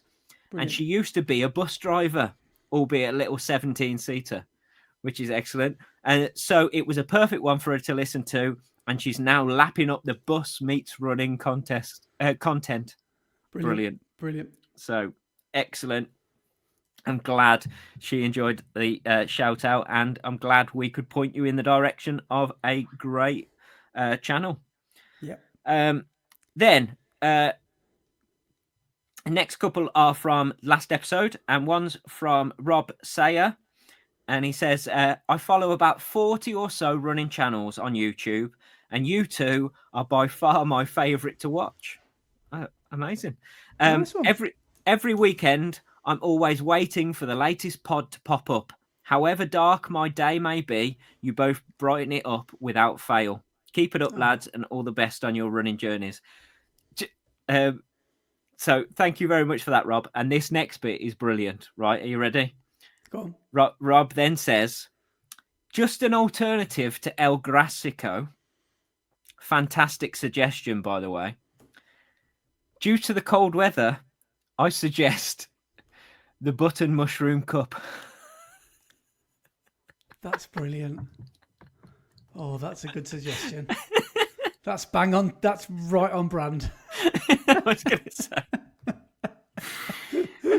Brilliant. Oh, brilliant. Yeah. So thank you so much, Rob. That's amazing. Next one's from Party Runs, and they say, did I manage to avoid buying any shoes for myself when I sent that Nike sale link to my husband last week? Yes, I did. I even had no second thoughts when I took in the package from the DPD man. My current Alphas are still in decent B race and session condition, and I have multiple New Balance Elites, both V4 and V5. So no, I do not need any more shoes. Did I also end up buying myself a new pair of Alphafly 3s in the sale after hearing you discussing how good the discount is, and as soon as I pulled up in the work car park? Yes, I did. You guys should be on commission. Brilliant. I hope you enjoy them. I hope they work out well for you. Yeah, brilliant. Oh, all right, Bobs. And then all the rest are from the bonus episode. And Helen Baker says, enjoyed watching this. Well done. Cross country is definitely a different beast, but great fun. Are you doing Burton Dassett? Yes. I will be there. Yeah. Surprised it wasn't muddier given the days before weather. And remember, Lefty Lucy. And it's all about the cake. So, yes. Yeah. But, I think you are at Burton Dassett, aren't you, in Division 2? Well, we're in Kenilworth League, aren't we? So I think, was that Helen Baker? Yes. Is this from? So yeah, I think we're in, Helen's from Kenilworth, I think, isn't she? Yeah. Kenilworth Club. Yeah. I think we're in the same league. So yeah, I'll probably see them at every meet. Excellent. So, yeah, I think that's our third fixture. Excellent. get ready for Burton Dassett. That's all I'm going to say. Next one's from Keith Jones, and he says, "First time in spikes. I bet your calves were destroyed." No, and fine, we've been mate. over that. Yeah. Yeah. I can't believe that. I can't believe that. Yeah. If I'd have done S&C, they'd be ruined. It's a good job I don't do any. Yeah. Q on the run says, "Here we go." Here we go. Yeah. Rob Scott has commented, and he says, "Yellow card for simulation for the black pair lad." 100%. He went down way too easily. Wasn't me, ref. Yeah. And then this guy runs, which I believe is Alex. Yeah. Says, "Andy, disgraceful challenge that. Should get a 9-match ban, I reckon." Great running both. Makes me happy to see Brett just out there enjoying himself. Big smile on his face. Well done, chaps. Yeah, I did enjoy myself. Made it even better than I managed to beat Andy as well. That put a bigger smile on my face. Yeah, I know it did. Maverick Mike runs says, "Good video, guys. Andy, love seeing you tightening your spikes. That brought back a lot of memories. It's about 35 years ago since I last did my last cross country. No way will I do it now. I'm a southern softie. Ain't going through those puddles and slip sliding on mud. But great to see the numbers taking part. Forgotten how popular it is. Good luck to both in your cross country seasons." So cheers, Mike. Gavlar, he says, "Was a great race, proper cross country course. I got caught up in the moment and went off way too fast. That hill on the last lap was brutal. Good to see you guys. Well done both." Cheers, Gav. Nice one, Gavlar. Then John Comrie says, "Brilliant, well done, good entertainment, some good runners there. I'm from South Yorkshire, from Rotherham, and you want to do the national cross country, very tough." Yes, it is. Yeah, I did it a couple of years ago, and I can't wait to do it again this season. So, yeah, I'm not sure you will, though, will you? Because it'll be too close to Seville, because it's normally in February. So yeah, that's a shame. And then Ad P87 UK says, "Great video again, guys." Simon Watkinson says, "Brilliant video, guys. Loved it. Proper grudge match. I think the loser needs to get the brekkie / lunch in." So we didn't agree it, so it's not going to happen. Saint Sayans says, "You should invite Carl over to the podcast. Pretty eloquent he is." He is, isn't he? Good speaker is our Carl. He is, but to be honest, just to say, first of all, he has been on the pod twice before, but I think anyone would sound quite eloquent in between us two. So, so yes, he is very eloquent, but yeah, he didn't have much of a bar to reach over, did he? That's what they're saying about me and you, Brett. People from Tipton speak better than us two. Are easier to understand. The dulcet tones of the Black Country is easier to understand than us two. Yeah, definitely. And just for that, I'm gonna read this last comment in. Like I'm from Tipton. It's from Shara Runs. She says, "Utter carnage, lol." Oh. But yeah, thank you very much. That is all the comments from the last week. So thank you very much to everybody who has commented on any of the videos. I've just quickly looked, and Nationals next year has English Cross Country Association has confirmed that the 2026 English National Cross Country Champs will be held in East Hardwick Park, Sedgefield, County Durham, organised in partnership with Sedgefield Harriers. Yeah, because it's by Durham County Council. It's up north, Saturday, isn't it? The 21st of February. Yeah, it's up north this time, because they do it North, Midlands, South, North, Midlands, South each year. So it's North's turn this time. So that'll be the week after I've done Seville. Yeah, Seville. Yeah. See how the legs feel. Yeah, probably. They'll probably be fine. It'll probably be cross country will sort them right out. Yeah. We've only got 2 emails to read. First one is Chris Reynolds and says, "Hi guys, thought I'd email in after hearing Brett's enthusiastic reaction to my 100.2 mile week. Yes. It was my peak week before Valencia, where the sub-3 barrier is hopefully going to be broken. Excellent. Also, in regards to Andy signing up to local running races, I can shamelessly encourage you guys to look at the Stourbridge Stagger in February. Ooh. It's run by my local running club and it keeps the club going. It keeps the club going. If you like cross country, then you'll love this race. Anyways, keep up the good work. I've listened to this podcast since the beginning, and it's kept me company on many a long run, and it's helped me motivate and inspire me and I'm sure many others. Kind regards, Chris Reynolds. Nice one, Chris. I hope Valencia goes very well. You're gonna smash that sub-3. You're gonna smash it. Stourbridge is posh Black Country though, isn't it? Stourbridge is posh. Until you get out to Kimber. When you get into Kimber, it's not too much. Yeah, where else is posh? Old King Swinford. That's quite posh. Dudley. That's probably the heart of the Black Country, isn't it? Dudley. Yeah. Tipton's right up there. I'm only joking, by the way. The Quinies I'd say they're quite posh. Well, I think they're one, aren't they? So, as they say, they're very eloquent and very eloquent speakers. They have no hint of the Black Country in their spoken voice. No, they sound like Richard E. Grant. All of them, don't they?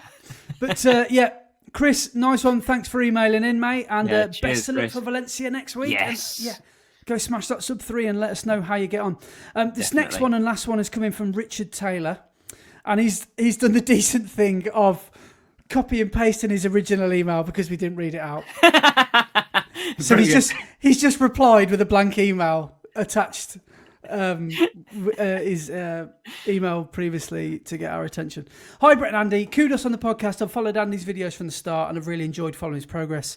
I tried to hit my peak at 40, breaking 90 minutes for the first time. Unfortunately, now I'm in my 50s. PBs seem to be behind me, and now I'm running more for a good time rather than a time. I've done over 100 halves and 15 marathons with no repeats. Snowdon, Edinburgh, Liverpool, Manchester, Madrid, Loch Ness, Windermere, Amsterdam, Lisbon, Vegas, Valencia, Seville, Brighton, Stockholm, Copenhagen. I've got so many crazy stories and happy memories from the races and the fact that I get to share them with my closest mates. From being on the start line at Sheffield Half when it was announced it was cancelled, apparently the water hadn't been delivered, someone at the front shouted, "Fook it, let's go," and everyone started running. The police tried to stop the race and I had to dodge a copper. In the end, after social media appeals, all the local community shops, etc., came out with bottles of water and helped all the runners through. The people at the back had no idea that the race was cancelled. Marathons abroad are always fun. The Vegas one started with a concert featuring Snoop Dogg, who came on stage with strippers and a weed smoke machine. In his words, if you're crazy enough to run 26.2, you should be stoned. My favourite memory was running the Madrid half and the marathon start together.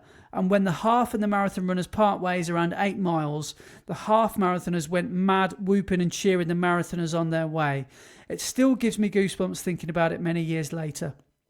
I could go on with my running stories, but I know how you feel about long emails, so I'll rein myself in. Thanks again. Rick, he says, what's yours favourite running tales? Well, we probably haven't got time to go into our running tales, but I've never had anything like a cancelled race. No. At the start of a race. That must be carnage. Yeah. Did you do the race where it got cancelled halfway through, Birmingham Half? No. I think it was like 2021 or something like that. I think there was like a bomb scare or something, or I don't know what it was. Yeah. And they cancelled it. Everyone did like an 11 or 12 mile. Yeah, they cut off the whole of Cannon Hill Park, didn't they? Yeah. Was that what it was? Yeah. Yeah, but no, I haven't really got any wild tales to share. Really, I'll have to have a think and let you know. But yeah, thanks for your emails, those of you that wrote in. But just before we get to the end of the podcast, it's time for our monthly segment brought back by unpopular demand. Brett's end of the podcast quiz at the end of the podcast. So, 5 questions, and there is a connection. Excellent. As usual, may or may not have anything to do with running. Question 1. Who is the longest serving character in Neighbours? In Neighbours. Oh, it's got to be... I'm trying to work out who's in Neighbours and who's in Home and Away. It's got to be... Is it Paul Stephen Dennis? Correct. Excellent. Paul Robinson, absolute legend. Question 2. Gonna make you feel good. Can you remember when he did that? He had a pop career for a bit. Did he? Yeah. Oh, Gonna I make you didn't know feel that. good. That rings a bell, actually. Oh God, I'm gonna have to dig that out. That does ring a bell. Question 2. Which train station is missing from this Monopoly selection? King's Cross, Fenchurch Street, Marylebone. What's the other one? I always try and get the 4 train stations. I do. Yeah. They're a good tactic. They are, aren't they? But if you want to ruin your own Christmas, play Monopoly. We played it last year. I didn't speak to anyone until New Year's Day. Yeah. Forget it. You can have your own Christmas. Plenty of rage quits. Yeah. Is it Old Holborn? No, that's one of the brown things, isn't it? One of the brown streets. King's Cross. So King's Cross, Fenchurch Street, Marylebone. Euston. Call that a maybe. Come back to it. No, it's not. It's not correct. Question 3. Give me the first letter. L. Liverpool Street. Correct. No. Is it really? Yeah, correct. Yeah, very good. Okay, cool. Question 3. No. Yes. Daniel Day-Lewis is the only male actor to have won 3 Best Actor Oscars. For My Left Foot, There Will Be Blood, and which other film? Oh. Was it Gangs of New York? No. Should have been. Bill the Butcher. What a character that was. Yeah. Whoopsie daisy. The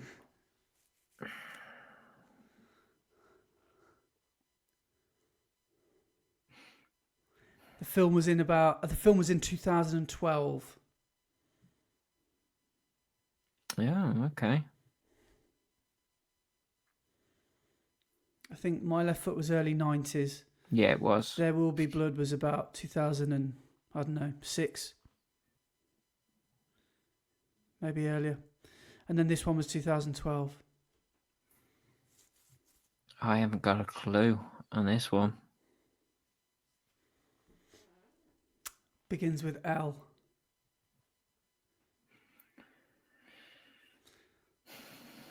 Question 4. Was it a drama? A action thriller? Well, Daniel Day-Lewis isn't really famed for his rom-coms or his... Was it a comedy? It was a sitcom. Yes, it was a... What's it called when it... Would you call it a biopic? Or biopic, however you say that word. Yeah. Because it's a biographical picture, so maybe it is biopic. Yeah. Anyway, Question 4. I'm not going to read you the ChatGPT one because it's a silly riddle. And we're running out of time. So this is a better question. I think this is gettable for you.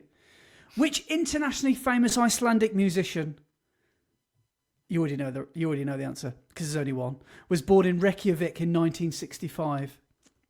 Bjork. Correct. Can you name any others? No. Well, the Fire Saga. Did you watch that? The Eurovision film with Will Ferrell. Oh, yes. Yeah. Hey, baby, when you talk to me, I know I'm in double trouble tonight. What a film. Right, so that's correct. Question 5. Fill in the blank. Grab Liz, go to the blank, have a nice cold pint, and wait for all of this to blow over. Winchester. Very good. Do you like any questions again? Well, I haven't got number 3, have I? Daniel Day-Lewis, Oscar, starts with an L. Yep. Shall I give you a clue? He's a historical figure in American... Oh, Lincoln. Political history. Yes, correct. Yeah. So have you got some answers? I have. I've got Paul Robinson, Liverpool Street, Lincoln, Bjork, and Winchester. It sounds so good when someone else reads out the answers. You can. If anyone's already got it, they can hear my thinking. Hopefully. Paul Robinson. You only need one of those words. Okay. Get rid of one of them. So Paul. Keep Paul. Yeah. Yeah.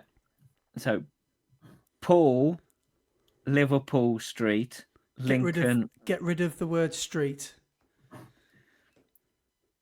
Paul, Liverpool, Lincoln, Bjork, Winchester. What?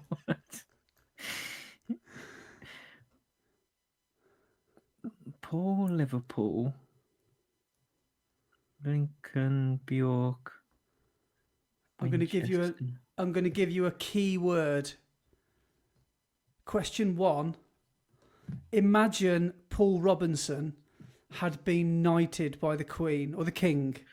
What would he be? Oh, no, he wouldn't be. No, he wouldn't be. Paul. Okay, ignore that. Imagine he was a patron saint of neighbours. Saint What would Paul. Correct.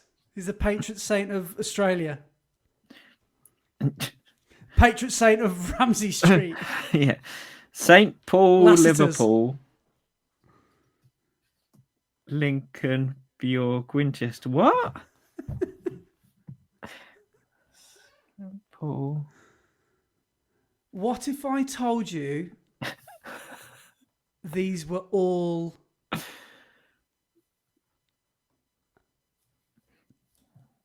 places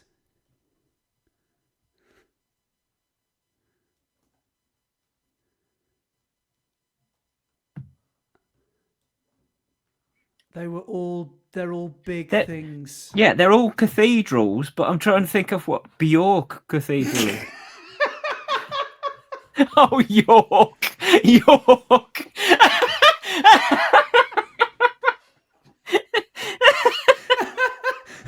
Bjork Minster.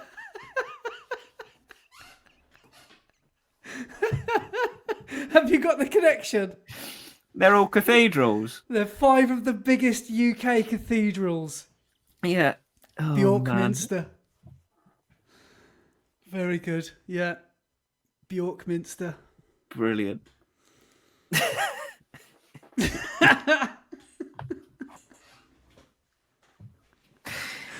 I'm so proud of that one. That's up there with my Mumbai, that is. Yeah, brilliant. Bjork Minster.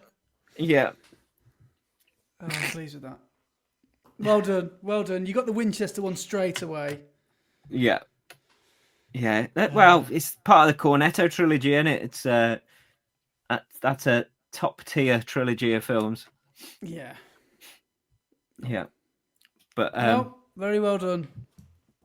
Yeah. Talking of top tier films, I went to see what's it called on Wednesday?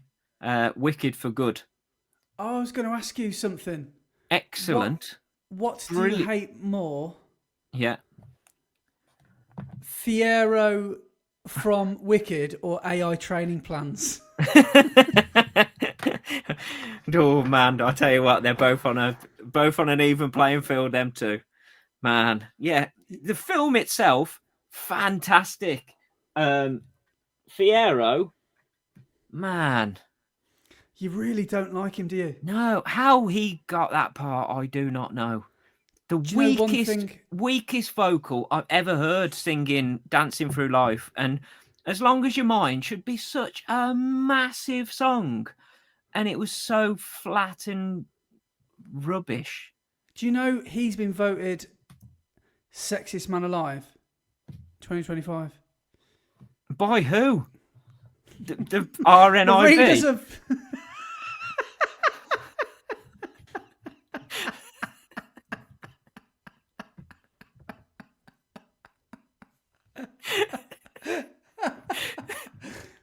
good one. That was good. That was good. Yeah. So maybe that's influenced their decision somewhat. Yeah, he was horrendous. Yeah, You really weren't a fan, were you? I know. I thought he was awful, but there we go. What do I know? What do I know? Anyway, what was I about to do then? Ah, yeah, I know. The Strava segment. Yeah. So last week's Strava leaderboard. So in first place for our distance was Dave Worldy. I think that's how you say it. Anyway, yeah, Worldy. Or is it? Or would it be Waldy because it's got a Y on the end? I don't know. It's spelled WORLDY. So world with a Y. So is it Worldy or is it Waldy? I'm just logging in. Let's have a look. Last week, Dave Weldy. I think that's Dave Weldy. Yeah. What a name! Yeah. So Dave Weldy, he ran 64.3 miles. So awesome work, Dave. It was close. Second was Jack Blackburn with 64.2 miles. So 0.1 of a mile in it. So yeah, amazing work, Jack. And then 100 meters, it says here. Yeah. In third place was Jonathan Hutchinson with 63.9 miles. So only 0.4 of a mile behind first. Like so top a three mile separates, the top five almost, yeah. Yeah, top three were separated by 0.4 of a mile. That's some good going, that is. Honourable mentions to Martin Peck, Ryan Baker, Rachel Watson, Adam Mays. Yeah. All for getting over 100k, so well done. Yeah, amazing work. But yeah, then for our climbing leaderboard, first place was This Guy Runs, which is Alex Bodin. Fair play, mate. With 4,560 foot of climbing. Second place was Aveen D with 4,394 foot. Love it. And third was Jack Blackburn with 3,986 foot. So Jack Black with a double podium. I know. And he topped. So he got a first, a second, and a third because his first place was in total running time for the week with 10 hours, 22 minutes, and 17 seconds. He's had a good week. Yeah, a gold, silver, and a bronze in there. But our top three ladies for distance. First place was Rachel Watson with 62.7 miles. Second was Chloe Hammard with 51.9 miles. And third was Emily Parker with 46.5 miles. So awesome work. And then climbing in first place. Well, actually, Aveen D was our first place lady, but because she was second overall, we've got three more. So in Second was Charlotte Taylor with 2,047 foot. Third was Charlotte Brunner with 1,854 foot. And fourth was D. Cook Rees with 1,671 foot.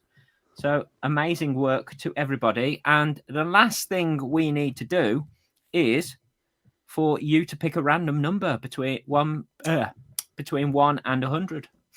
Oh, anything interesting this week happened number-wise? Should we go with Dave's leading mileage? 64. Yes. 64, yeah, okay, yeah, sounds good. So 64 is Chris Ellis. So Chris Ellis ran 38 miles for the week over 5 different runs. His longest run was 13.9 miles, so over a half marathon distance.